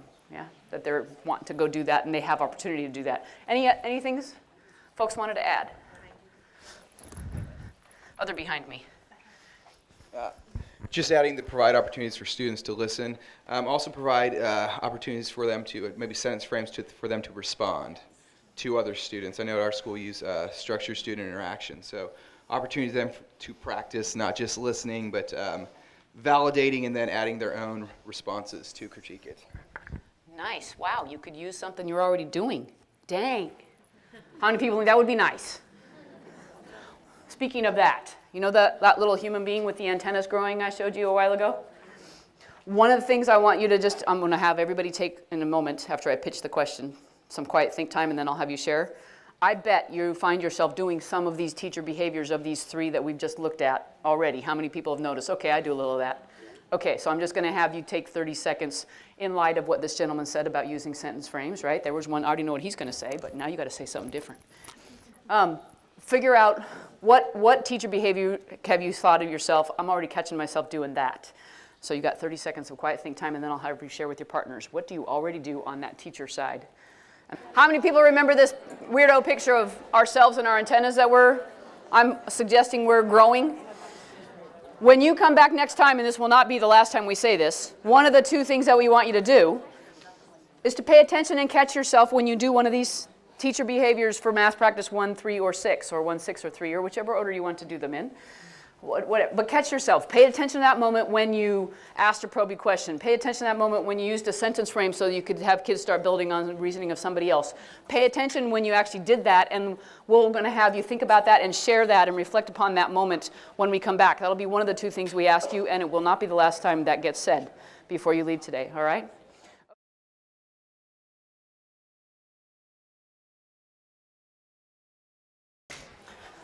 Go back to the computer. So pretend that we're going to have you do this math for yourselves as learners first, okay? How many people are okay with that for a minute? A few people are okay. Well, maybe we'll grow in your sense of being okay with that. I might have to, I did it, I think. Good for me. Go, Inspector Gadget. Yeah. So we're going to do a math task. And there's some chart paper over here because the directions that we want you to do more than one thing. We're going to have you do the math task as a learner, but then we're also going to have that little teacher antenna on your brain sticking out, recognizing as you do the math task, the math concepts, which is under 2A up there. Oh man, right there. What math concepts, skills, and procedures were needed to solve the math task.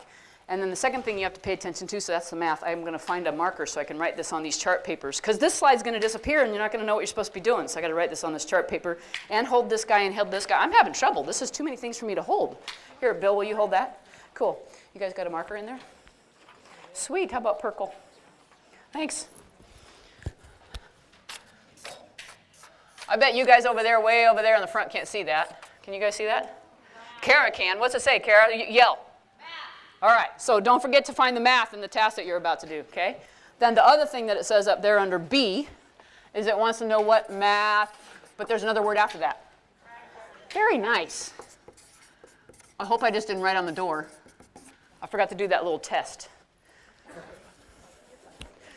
There's a presenter skill for you. Always test the chart paper and make sure that it doesn't bleed through into the wall. All right, so you're going to be doing those two things while you're doing this bowling task. Bowling. Yeah, bowling? All right. You guys ready? Let's see, what else did I skip that it says up there? Yeah, you'll do this together to share with the group. Yeah. Oh, the last one's sort of important. Be ready to share out. Okay, so we will give you some time in small groups, but then we will ask you, at some point you might share out at your table or you might share out with the whole group. Okay? All right.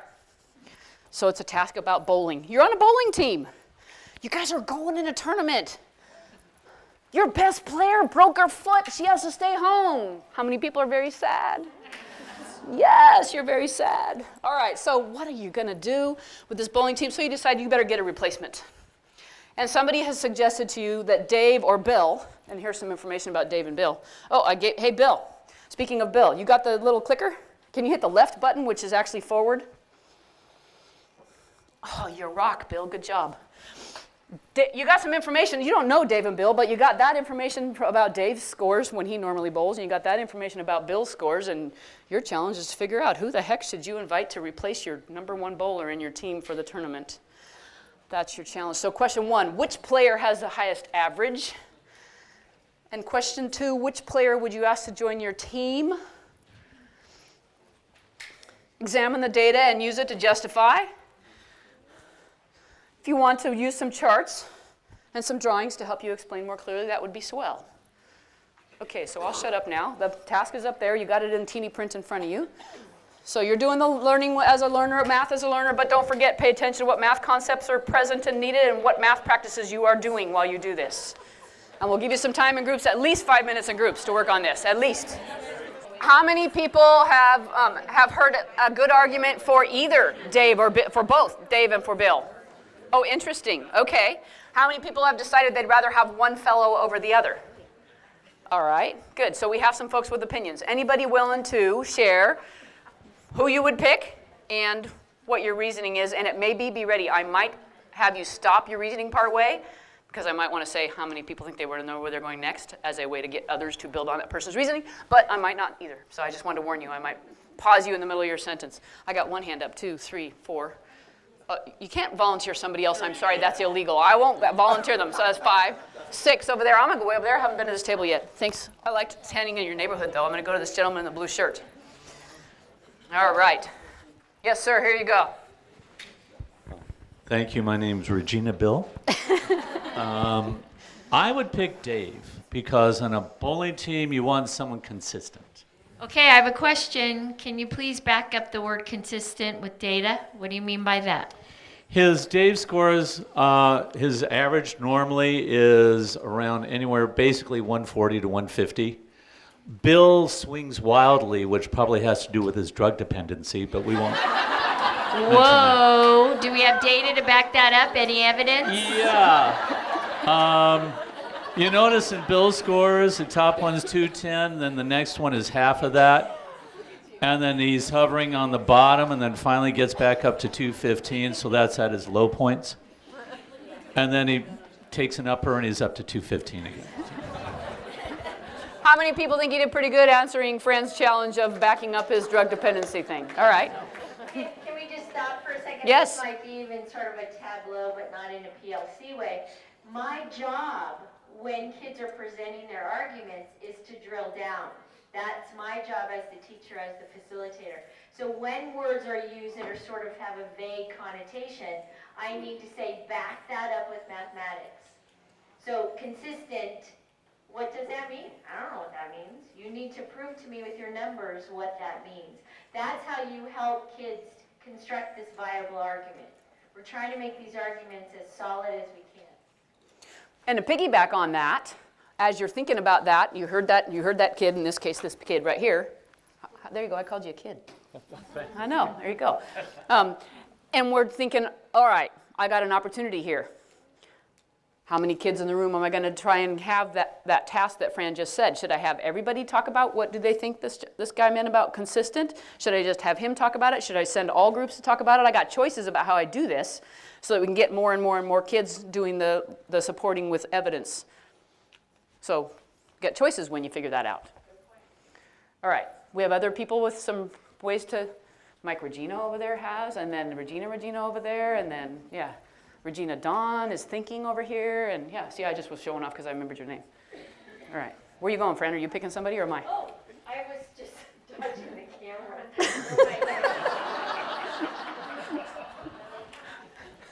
Okay, let me ask everybody this. Who would you want, if there was a 7th game, who would you want to bowl the 7th game? Dave. Dave. Oh, wait, Mike Regina, how many people think that was an interesting question to pitch to us? If there was a 7th game. Yeah, okay, keep going.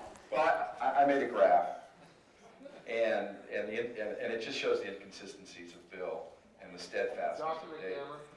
Yeah, so if there was a 7th game, there might be in the World Series, I don't know. How many people think that this would be a nice place for a graph, perhaps, potentially? And then we could be asking the question about the data. A person might have asked, a student might have asked, is that data presented in date order? Maybe that data wasn't presented in date order, and so then that might blow the whole inconsistency. But anyway, yeah, maybe, I don't know. So we'll find. So here's Regina Mike's graph, or Mike Regina, I forgot. So he's got Dave on the left. You can't quite see because we got it almost cut off, and then Bill on the right. Yes. So how many people think this is cool data to back up an opinion, right? You can make a graph out of this. All right. Fran, you got one more, and then we're going to pause this because we got more math to do. So we won't stop doing math, but we're going to pause this. Yes, ma'am, in the orange sweatshirt. We graphed it, but we did a line graph on top of each other. But then also, if you look at the range, Dave's range is 20 and Bill's is 110. Can So you kind explain of- what you mean by range? The distance between his highest score and his lowest score. So the bottom one, yeah, there you go. Okay.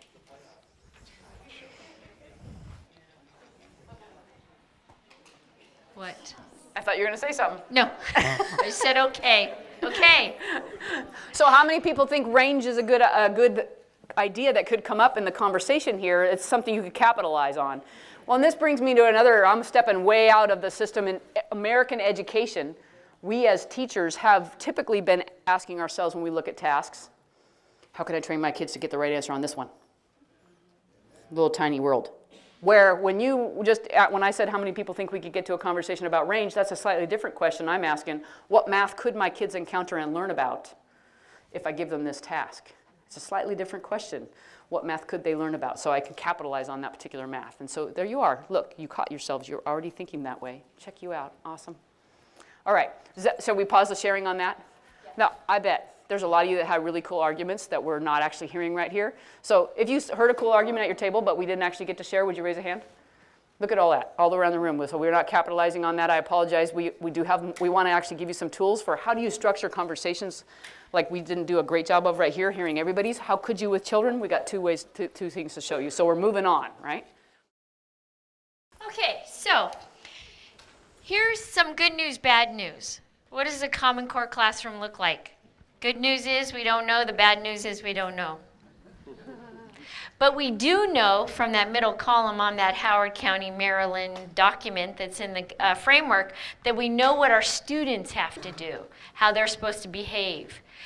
We cannot grow students to behave that way in a lecture classroom. In a classroom where they really just have to learn steps. They're not going to behave that way. So we do know the kinds of classrooms that we can't lean towards, but the kinds of classrooms that we sort of have to lean away from. So what we're going to do is we're going to give you two structures that you can take home today and try out tomorrow. Okay? In fact, we want you to try them out. So when we meet again, I think in October 30th. Yes, very good. We're going to ask you how it went. Okay? So don't worry, we're going to give you the directions. We're going to even let you live it. So here's the first one. Okay.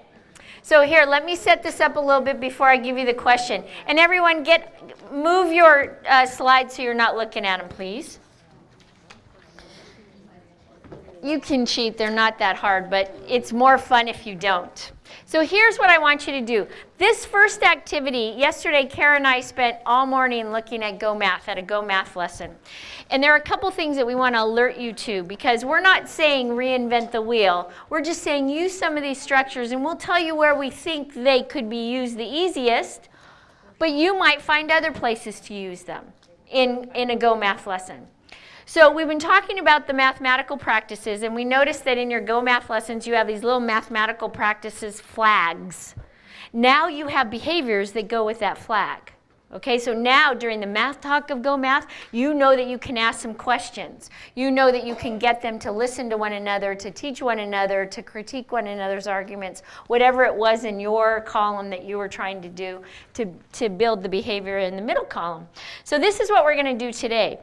This first structure, we have teachers all over the land trying this out, and some love it and some say, I'm not doing it as much as I should.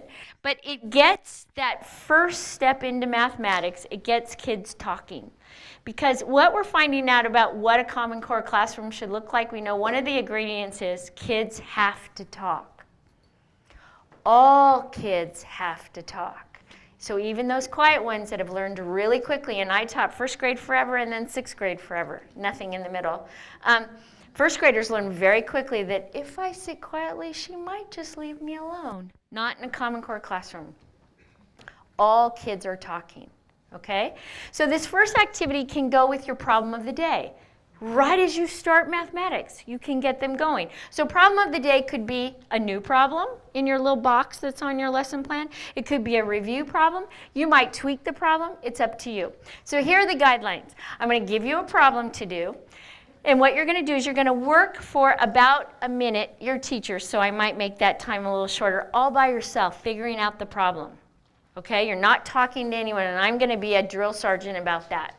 Because it's real important in these structures that kids have time to figure something out so they bring it to the discussion. Otherwise, what do you get? You get the Frans in the world, actually I was not like this in school, but I'll fake it, who say, Debbie's really smart, I'll just be quiet and wait till she speaks and then I'll just take her answer. No, we want to try and get rid of that. We're going to try and break that environment, okay? We want to shift the power so that everyone has it. So you're going to work on the problem by yourself. Then I'm going to say, all right, you guys, get together and talk at your group. And you know what? In the middle of your table, there is one whiteboard.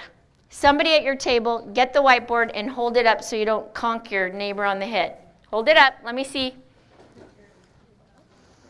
Up there, up here. Got it? Do we have one at every table? Okay, that person with it, you are the secretary. You are the only one who gets to write on it. You like how I did that? Okay? All right. However, secretaries, you're not doing your initial work on it. This whiteboard is for your agreed upon table answer. So you don't write until I tell you, secretaries, write. Okay? No, which is not right now. So when you're figuring out the problem, you're doing it by yourself on scratch paper. Okay, so here we go. This is called Think, Pair, Share, and it's not like the old Think, Pair, Share. It's the new Think, Pair, Share. So here's the first problem. I want you to pay attention only to number 1. That's the one we're going to do first, okay? Here it is. Read it over. It's silent in the room.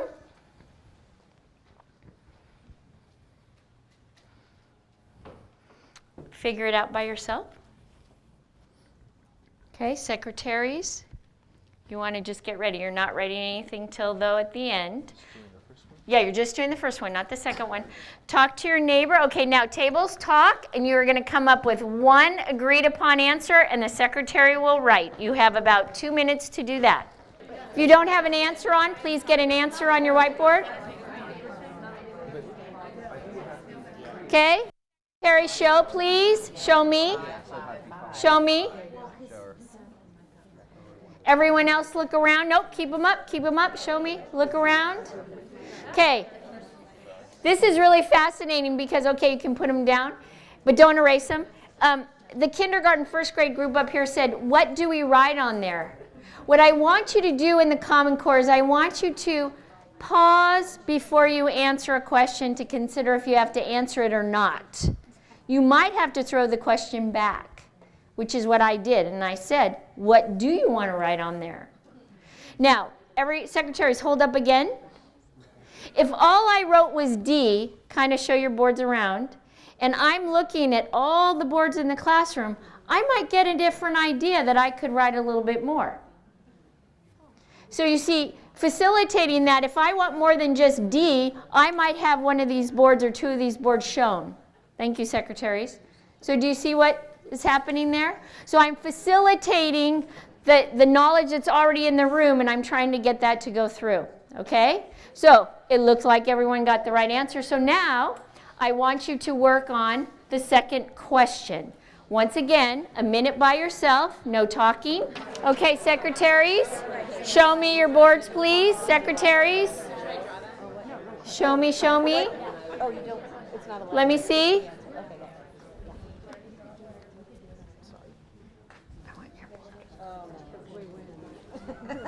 Okay, show me, show me.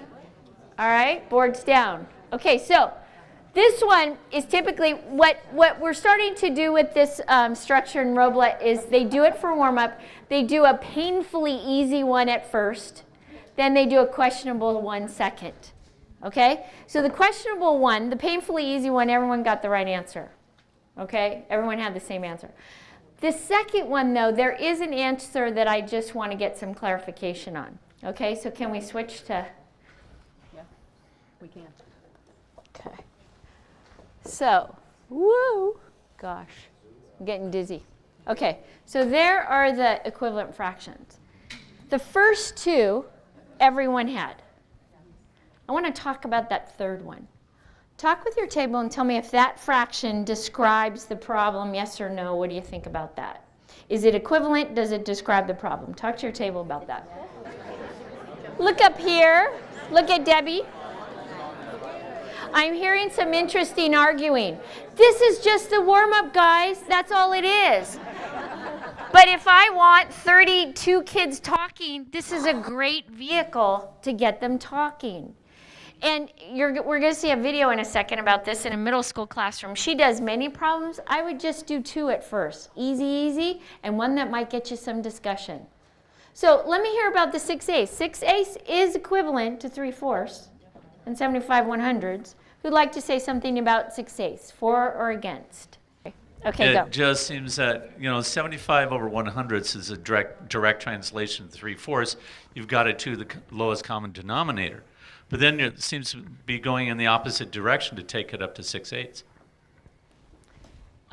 Debbie, way back there. Amberly? Yeah. No, straight ahead. There she is.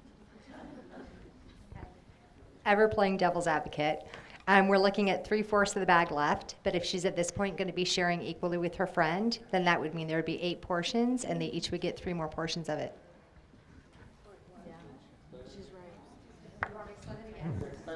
Okay, so at this point, we're looking at the bag having been broken into 4ths. Oh, wait right? for your audience, please.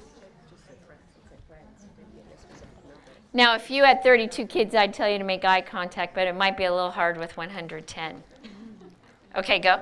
Okay, so the initial problem just says she shared them, so we can imply that she gave them to her. And so there's 75 of 100 pesos left. That would be 3/4 of the bag. So we're looking at the bag having been into 4ths and 3 of those 4 pieces left.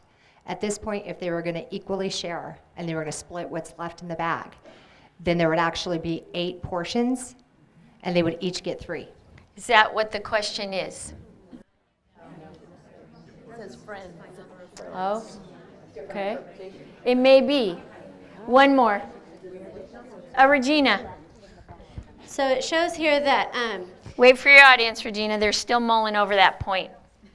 so the first 2 are, as my friend over there in the blue shirt Regina, those are directly correlated to each other. And then on the last one, 6/8, if you were to split the bag, you would be looking at 12.5 pretzels in each of the sections. It does show, however, that the child knows how to go from 75 hundredths to 3/4 and then take 3/4 and find an equivalent fraction to that.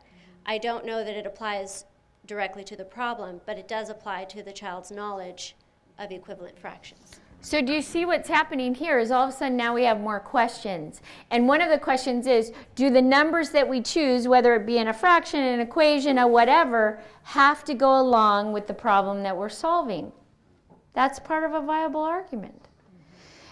This came up, I was in St. Helena. Don't think I'm there all the time. I only go there once a month, but I was teaching lessons, and the problem was you had 45 chocolate chip cookies and 15 sugar cookies. How many cookies do you have altogether? And this little girl wrote, you have 9 times 5 plus, and she wrote this really crazy long equation. But it was right. It got her to 60. So the question we threw back out to the little 3rd graders was, does her equation go with the problem? No. And this is the problem because in her classroom once a day, it's the number of the day and they make every equation they can think for the number of the day. So that's what she was doing. So she has to, I'm not saying stop that by any means, she just has to make that choice that when she gives a solution, it has to best fit the problem. I don't even know that 6/8 is not a best fit, but it sure is a nice thing to talk about and warm up. Steve, did you have a comment? Basically just reiterating what you just said. You want to reiterate or no? I guess. Okay. The beauty of something like this, I think, and just sitting here and listening is, well, first of all, like anything we're doing, what's the purpose, what's the objective of what we're bringing to our kids, right? So if the purpose or the objective is to construct viable arguments, get kids talking, get adults talking, we've achieved it because, whatever the problem is, sharing pretzels, first you think, well, 6/8, whatever, that does, that can't relate to that. But what was it you, Emberly? Sound like your voice. Mm-hmm. What if you've got a kid saying, well, I see a way that 6/8 is because what if she had 3 more friends? And the other person says, well, no, you probably wouldn't have that. That's what you're getting at. That's stinking cool. Yeah.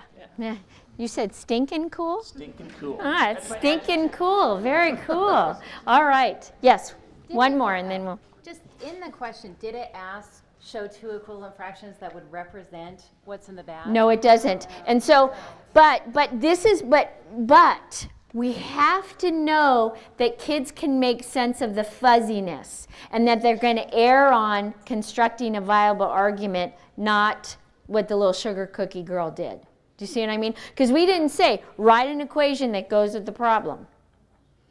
Right, and you could look at it as two different problems. Yes. How much is left? Oops, sorry. An equivalent fraction to that. Yes, but it said an equivalent fraction for. So what we have to do is it's kind of a changing of this thinking that if you're going to answer something, everything that you put in your answer has to refer back to the problem. It's a tough change. It's a really tough change, but that's a good question. Okay, can we put it back on the PC? Yes, yes. Wait. Heather. Our discussion back here is if we are saying that we want them to pay attention to precision and detail and be specific in their answers, shouldn't we pay attention to precision and be specific in what our questioning, what we're asking, and leave the, I mean, I know there's point for discussion of ambiguity, but if you are looking at this, what exactly are you asking them to do? And, you know. Sure. But here's the thing. First of all, life is not precise. So the problems that they're going to run into in life will be filled with ambiguities. That's just the way life is. However, this is not a high stakes issue in that you're not going to flunk 6th grade because you don't answer it correctly. But we are going to have that conversation about, does 6/8 really, in your opinion, and we're not saying that 6/8 is wrong. We're just asking, does it best fit the answer? So having those conversations, I think, if you have any time at all, along with reading the research I told you to do this morning, you want to go on to TED.com, I apologize, TED.com, and you'll see why I said dead. Dan Meyer, so there was a D in there somewhere. Dan Meyer is way on the other end of the spectrum. He says take out everything in the question and just sort of pose the idea. And then they start to formulate their own questions. That's described in one of the math practices. That's crazy. That's in Model with Mathematics. The idea that you just set the situation, like for instance, in a fifth grade at St. Helena, they have an ice cream store that's like a block away, and all the teacher said is, wonder how many steps it'll take to get to the ice cream store. You can't walk it and count it, but you need to come up with a theory. That's all she said. So they have to ask the questions. They have to formulate the ideas. That's a bigger idea. So we don't want to penalize kids for answering the question that we sort of set, but we also want them to question the question and then question the answer. That's what thinkers get trained to do. Teachers tend not to like that. I was real uncomfortable with that. It's like, wow, I want to ask all the questions the way they should be asked so that they're answered properly. But really good questions should trigger more questions. Does that make sense? So Dan Meyer, TED.com. You might not like it, but I think it's pretty cool. Debbie. So one of the things that you might chew on a little bit, if you can get the kids asking questions or even refining questions, just imagine what that does when you send them to groups to talk about something if they finish the thing that you told them to talk about. They'll start asking the next question, what would happen if? They'll start doing that on their own, and then they are starting to change that productive disposition that we talked about early on in the twine of stuff. So if we always ask perfectly stated questions, we don't give them a chance to wrestle and ask questions. And as Fran said, life isn't just full of perfectly stated questions. So it's good to learn how to wrestle with those sometimes. In 5th grade, one of the questions they came up with, which I thought was really cool, they were going to do several tests on how many steps it would take to walk to the tree, which was roughly 1/3 of the distance to the ice cream store. They wondered if height mattered, height of the 5th grader. And then somebody talked about shoe size. I mean, it was really fascinating, the questions that kept coming up as they were diving into this problem. And this problem took a while to do, and then they had to present. So it was and then they got an ice cream cone, they got to walk. Yeah, pretty cool. So it was fun. So you have the directions for the. I do. The thing you just directions did. are right there. So they are in your. We have directions for the next structure on a piece of paper, but these are in your slides. So what do you want to bring up for the group? What are some important things to consider if you want to try this tomorrow? What's your job? The teacher, what are you supposed to be doing? When she was walking around, she's more facilitating rather than just giving the answer. She didn't say, this is the answer, what'd you guys get? And that little girl tries it, doesn't she? Walks by and she goes, hey, I don't get it. And what does the teacher say? Talk to your group. And then the little girl's a little sarcastic. Hello, group. Oh, okay. I was thinking specifically of that interaction because I do have some students this morning, that's why I wasn't here earlier, that don't access their group. And so what I realized as a teacher is I need to follow back with her to that group and listen to the discussion and help her bridge whatever it is that is preventing her from using her group as a resource. And it may be that the group's not a good fit or they're just not accustomed to putting themselves in that vulnerable position. So that's on me to follow up with. So that's a good point. So you need to pay attention to what happens after you send her back. After you send her back. Kids have learned, and rightfully so, that you are the giver of all. And you're going to change the rules on them. Okay? If anyone's been in the system long enough and you have a book on your bookshelf called Make It Simpler by Tom Salee, and who's the other author? Tom Salee and a woman. I don't know. Tom Salee is a math professor emeritus from Davis. But he has the rules of 4 at the very beginning. And I just live by those. The rules of 4 are, if one hand's up, I don't come over to your table. If all 4 hands are up, then you all 4 have the same question, I will come over. So to teach our kids that at the very beginning, I used to come up to the 6th grader, hand would be up, and she'd ask the question. I go, do you all have that question? They'd say no, and I'd say, okay, there you go. And then leave them. So we really want to force them working with their group as best as we can. But then what Maggie said is the idea that we need to pay attention to what happens when we throw them back to the group. Okay? Over here I heard the phenomena I didn't know it happened in Elk Grove, where the kids figure out who the smartest kid at the table is and just sit back, put their feet up.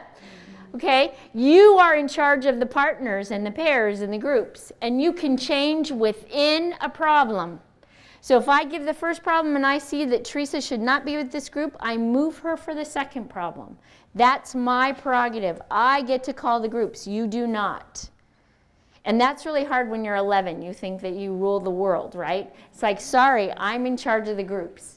And you need to be so happy. If I give Teresa to a group, then you will say, welcome, Teresa, we're so glad you're here. And I taught my 6th graders how to do that. The first time, having taught 1st grade where they're all kind of nice to each other and you, and then you go to 6th grade and they're not so much.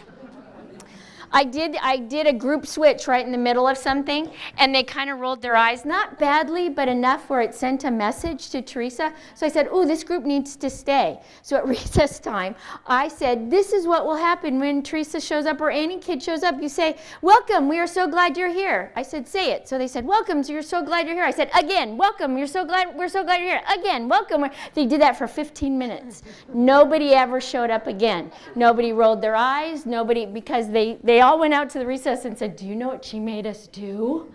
But I was very serious, and that speaks to the housekeeping, who was ever talking about the housekeeping. You have to make sure it's safe.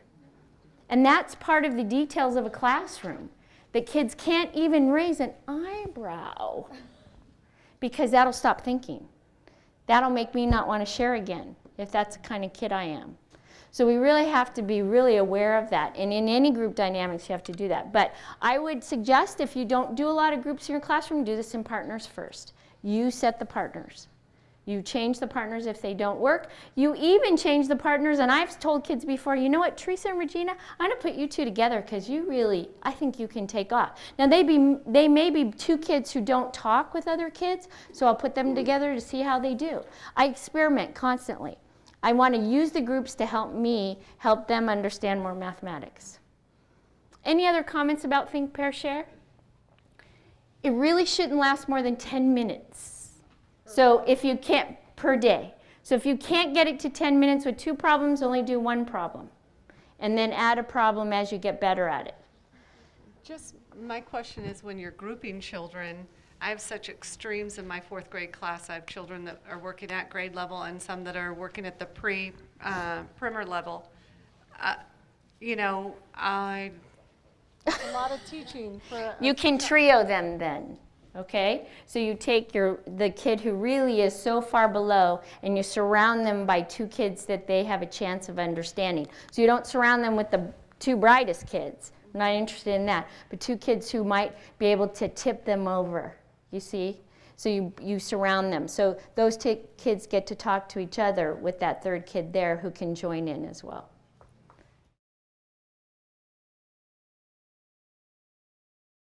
We have one more structure to show you that you're going to live through.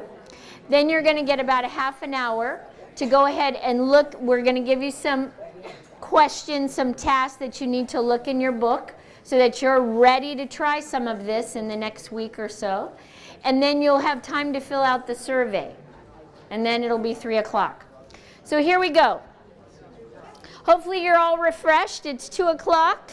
No falling asleep allowed. All right. Here's the next structure. So the first structure is just warm up, problem of the day, beginning of math, 10 minutes max, all kids talking, secretary showing table answers. They're negotiating. You saw in the video, it could be used for something you've already taught to see how they're making sense of it. Those kids had some troubles with the distributed property and the negative sign. It could be something that maybe you're going to teach and you want to see how do they make sense of it, but it's short, sweet, and quick, okay? This structure is for a bigger problem. So when Kara and I yesterday were looking all through your lessons, we tend to think that it could go where you have the title Unlock This Problem or Unlock the Problem. And that can be in step 2 or step 4 of your lesson. That's where we were finding it showing up over and over.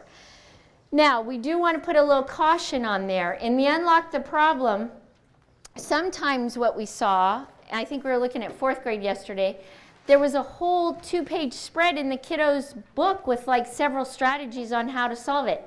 Shut the book. We don't want to see that. No, wait a minute. Uh-oh, Freethy's back there. I didn't say throw away the book. I said shut the book at the time. Don't let them see all those strategies. You want to generate those strategies from the crowd in front of you. Then they can go back to the book and say, this was Teresa's strategy. This was Regina's strategy. This was Debbie's strategy. How cool is that? So you're not teaching them the strategy at first. You're seeing who's making sense of it already in the classroom. Debbie? When she said the critical thing, if the book tells them or we tell them, did they have a chance to make sense of it for themselves? Right? So that's our challenge, is how to provide the opportunity so they can do it. And then how cool would it be if they look it up like Fran just said, that, oh yeah, that was what I did. Yeah. So, and then also we saw in the marginalia, I wanted to make sure I was saying the right, is that the right word? Yes. Okay. Sounds official. Yes, it sounds very official. Sometimes they would have you go through different strategies. Don't. Sum up with the kids sharing strategies. So we're going to show you a structure that can help you with that. Because the Common Core, remember, in 1 and 3, it talked about first making sense of the problem, persevering, and then constructing that viable argument and listening to one another's strategies. We have to give kids a regular chance to do that. Those of you who are teaching at the highest performing schools in Elk Grove, I can feel your pain because I live in Davis, all right? Very high performing schools. Very regular teaching staffs in most cases. My kid went through the system. The difference is these kids are really, really, really good at filling in the blanks or picking the bubble.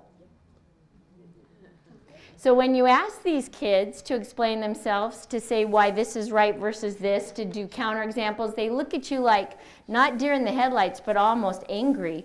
Why are you making me do this? I got the right answer. Leave me alone. And then if you don't hear them, they send their parents.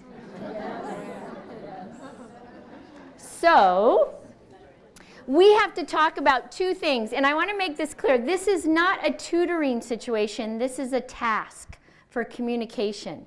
So I'm not really interested in taking my highest performing kids and partnering them up with kids that they can tutor. Not interested in doing that.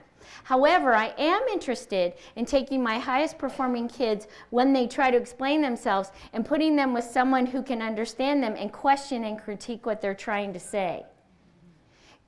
The professor that works with me in Robla is a teacher ed at UC Davis, and she did this great analogy which just makes me giggle. But it serves no good purpose. So you got to think about it at a university level where people are researching and discovering things, to sit in an office all by yourself and just solve problems. It's really quite silly. That if you have all that knowledge and you don't know how to communicate it, to share it, to have someone else build on it, what's the point? And there's this little professor on our floor that, like, you can barely see him because he has stacks of books. And I think that's what he must do. He must just sit in there and solve problems and not talk to anyone. No one can get in there. But the whole idea is that you have to be able to communicate. It's crucial. You might someday discover something that makes our world better. And if you can't communicate that, there's no point in your discovery. So we really have to, that's going to be your hardest sell, is those really high-performing kids who have, through no fault of their own, ours, learned how to do school and they do it well. And now we're changing the rules on them. So here's a structure that both of these structures, I think if you can get to the point where you're doing it every day, it's perfect for everyone in your class because everyone is talking. So here's the structure. It's called Choose 3 Ways. And what you're going to do, we'll talk about the two little forms you have on your table after the fact. But right now I'm going to give you a problem. Once again, you are going to work on it by yourself. This is a bigger problem, so I'm going to give you 4 minutes. If I was in the classroom, I'd give around 4 or 5 minutes of silent work time. Debbie? And you're doing this the same as last time, where we actually get to do it ourselves, and then we're going to look at a video and get it? Yes, okay. That's the way we're going to do it. And then actually the directions are written up for you on this one. So you're going to work 4 minutes by yourself. I may cut it short. And here is your challenge. You're going to solve the problem. Then after you solve it, you're going to try to solve it in a different way. If you can, you're going to try to go for a third different way. We're pushing on this flexibility of thinking. Okay? So here's the problem. It involves chocolate.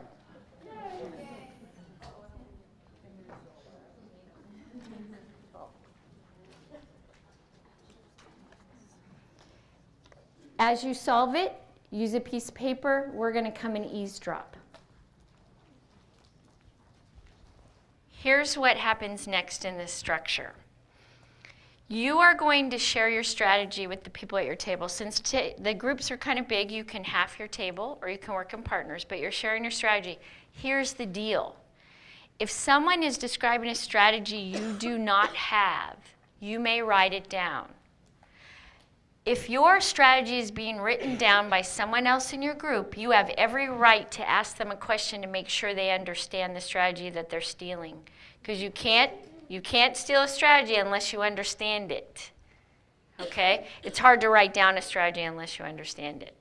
So you're going to share your strategy. If someone starts to write it down, you ask them a question to make sure they understand, then someone else shares.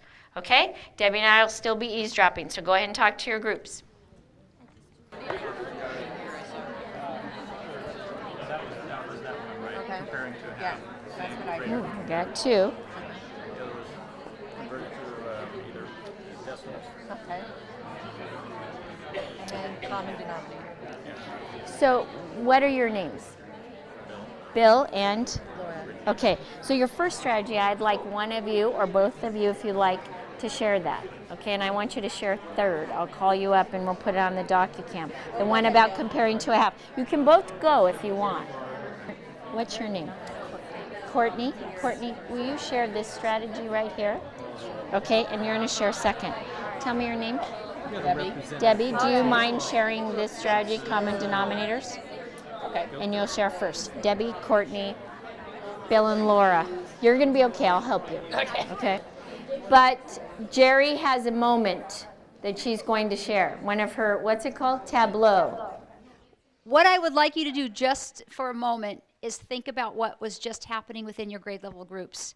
Because as we're walking around, some of the conversations that I was hearing was, wow, that's such a great idea, I want to write that one down. And there was validation, and there was people sharing ideas and willing to take the risk of sharing a different way or sharing what they've done.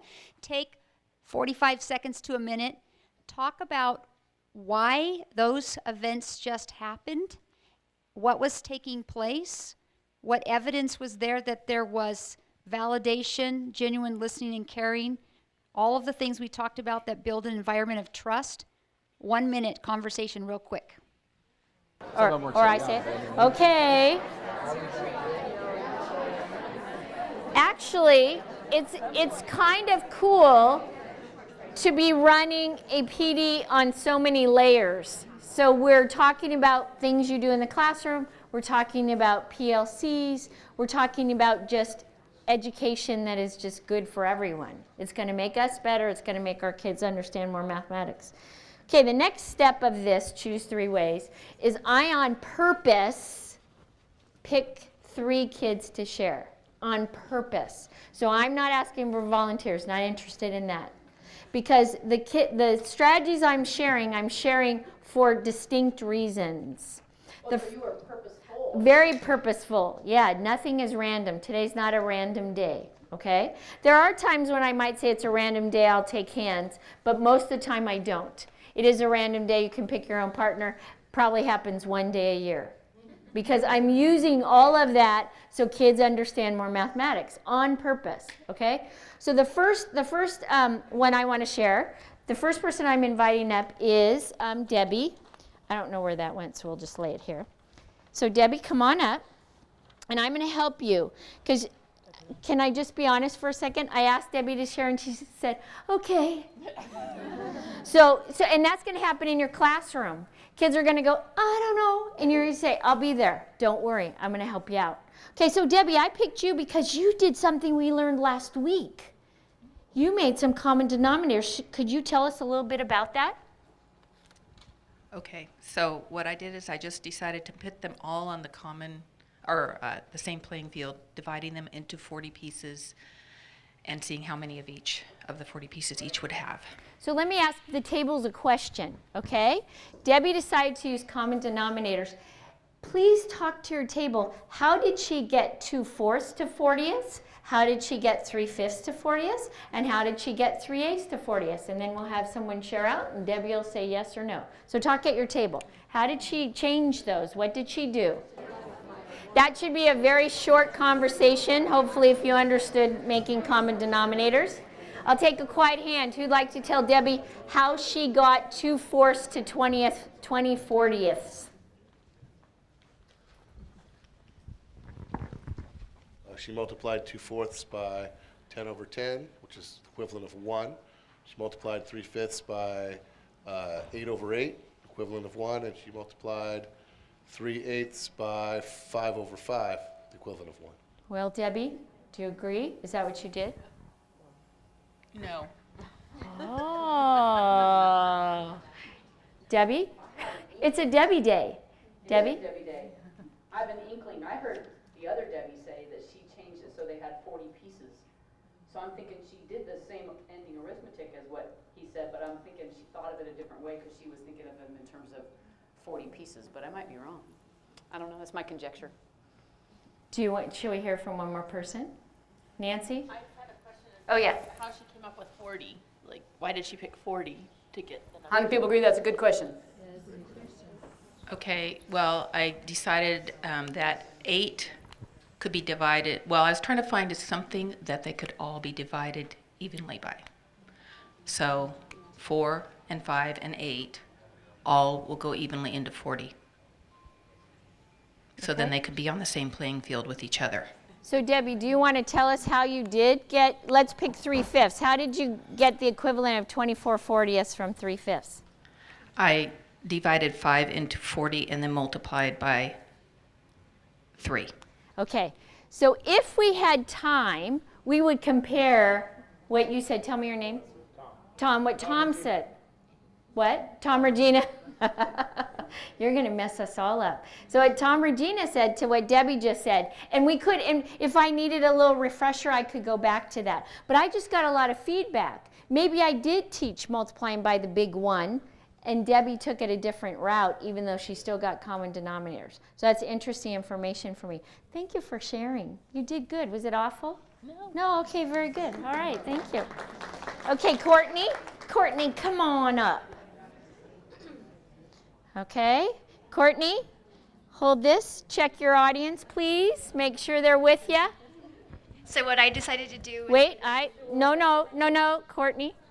Make sure the audience is with you.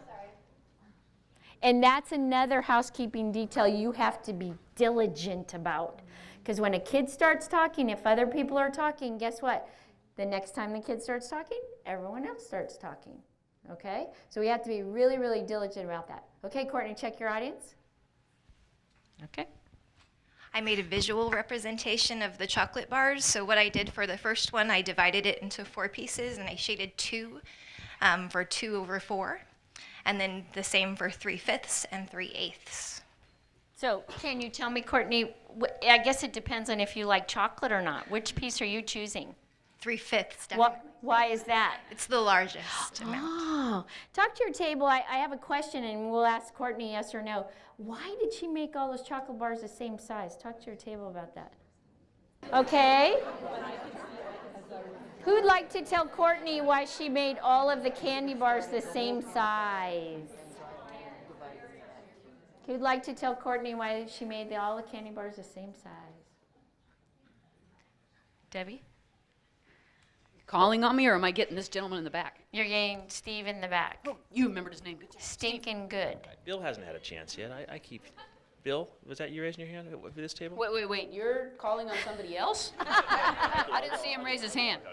Okay, Courtney, you made your representation of the candy bars the same size because you knew that in order to compare them, they would have to be the same size, or else you might be wrong. What do you think? Yes, that was my thinking. Okay, all right. So do you see what we're trying to do? Thank you, Courtney. We're getting strategies up here, and we're trying to throw them back. You won't see that necessarily in the video, but this is what we're messing around with in other classrooms, is that for me to have you understand different strategies, we have to let you try them, talk about them, and maybe not forever, or maybe I pick 1 out of the 3 strategies I want you to try. It's always your decision, okay? All right, so here's the last one. Bill and Diana, am I right? Just Bill. Just Bill. All right, Bill.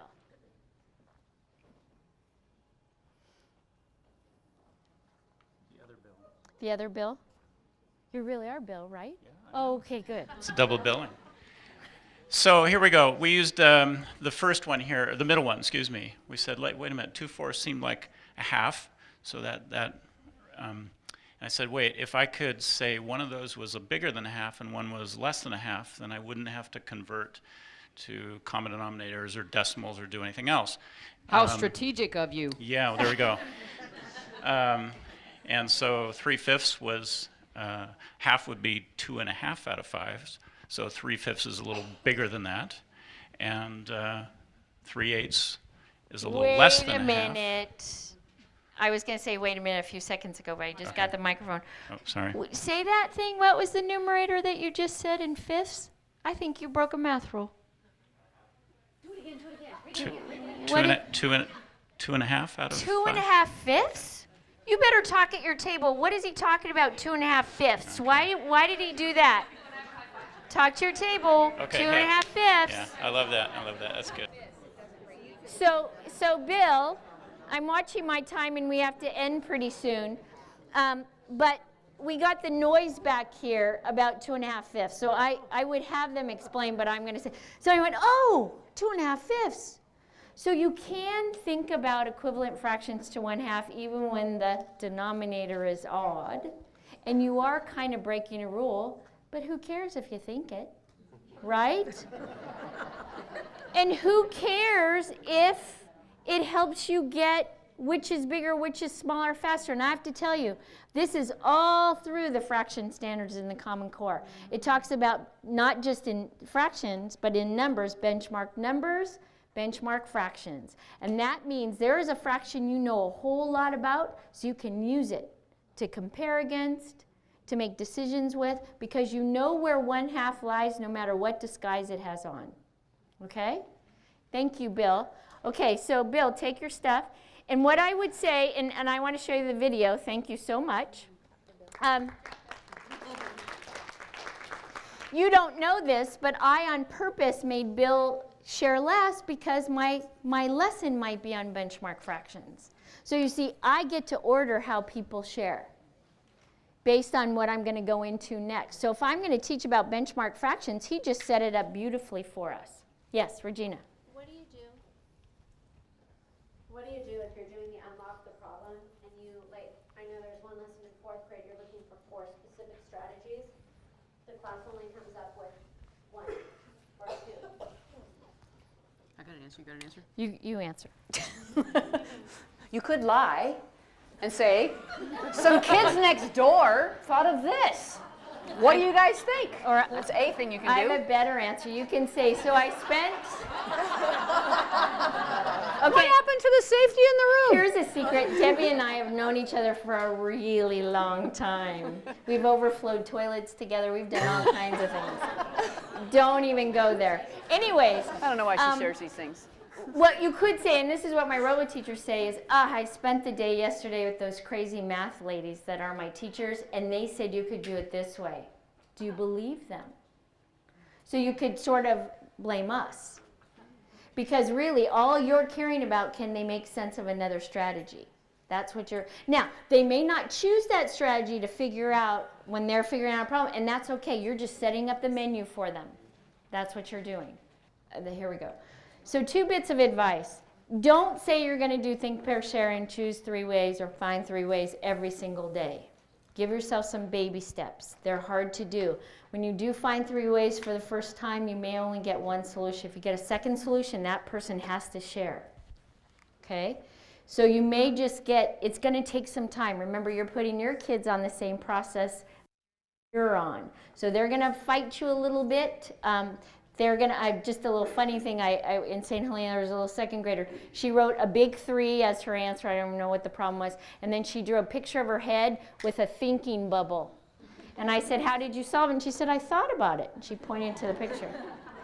So you have to think about, how do you get her to get more? Well, she has to hear from other kids, okay? Remember what I said in the theater that night, is that what the Common Core is all about is that my job is to find out how you're already making sense of numbers and grow that. Not have you come in making sense of numbers and squash it and say, no, that's not how we do it at school. So I'm trying to grow it and add to it and make it stronger. And by doing that, your other kids in the classroom are getting their number sense and their mathematical sense built as well. So that's what you're after. So as a grade level group or small group, this is what you need to do. You need to look at an upcoming lesson. If I were you, I'd choose a spicy one. Don't choose an easy one. Choose a spicy one that you want to talk about. And think about, where could you put think, pair, share?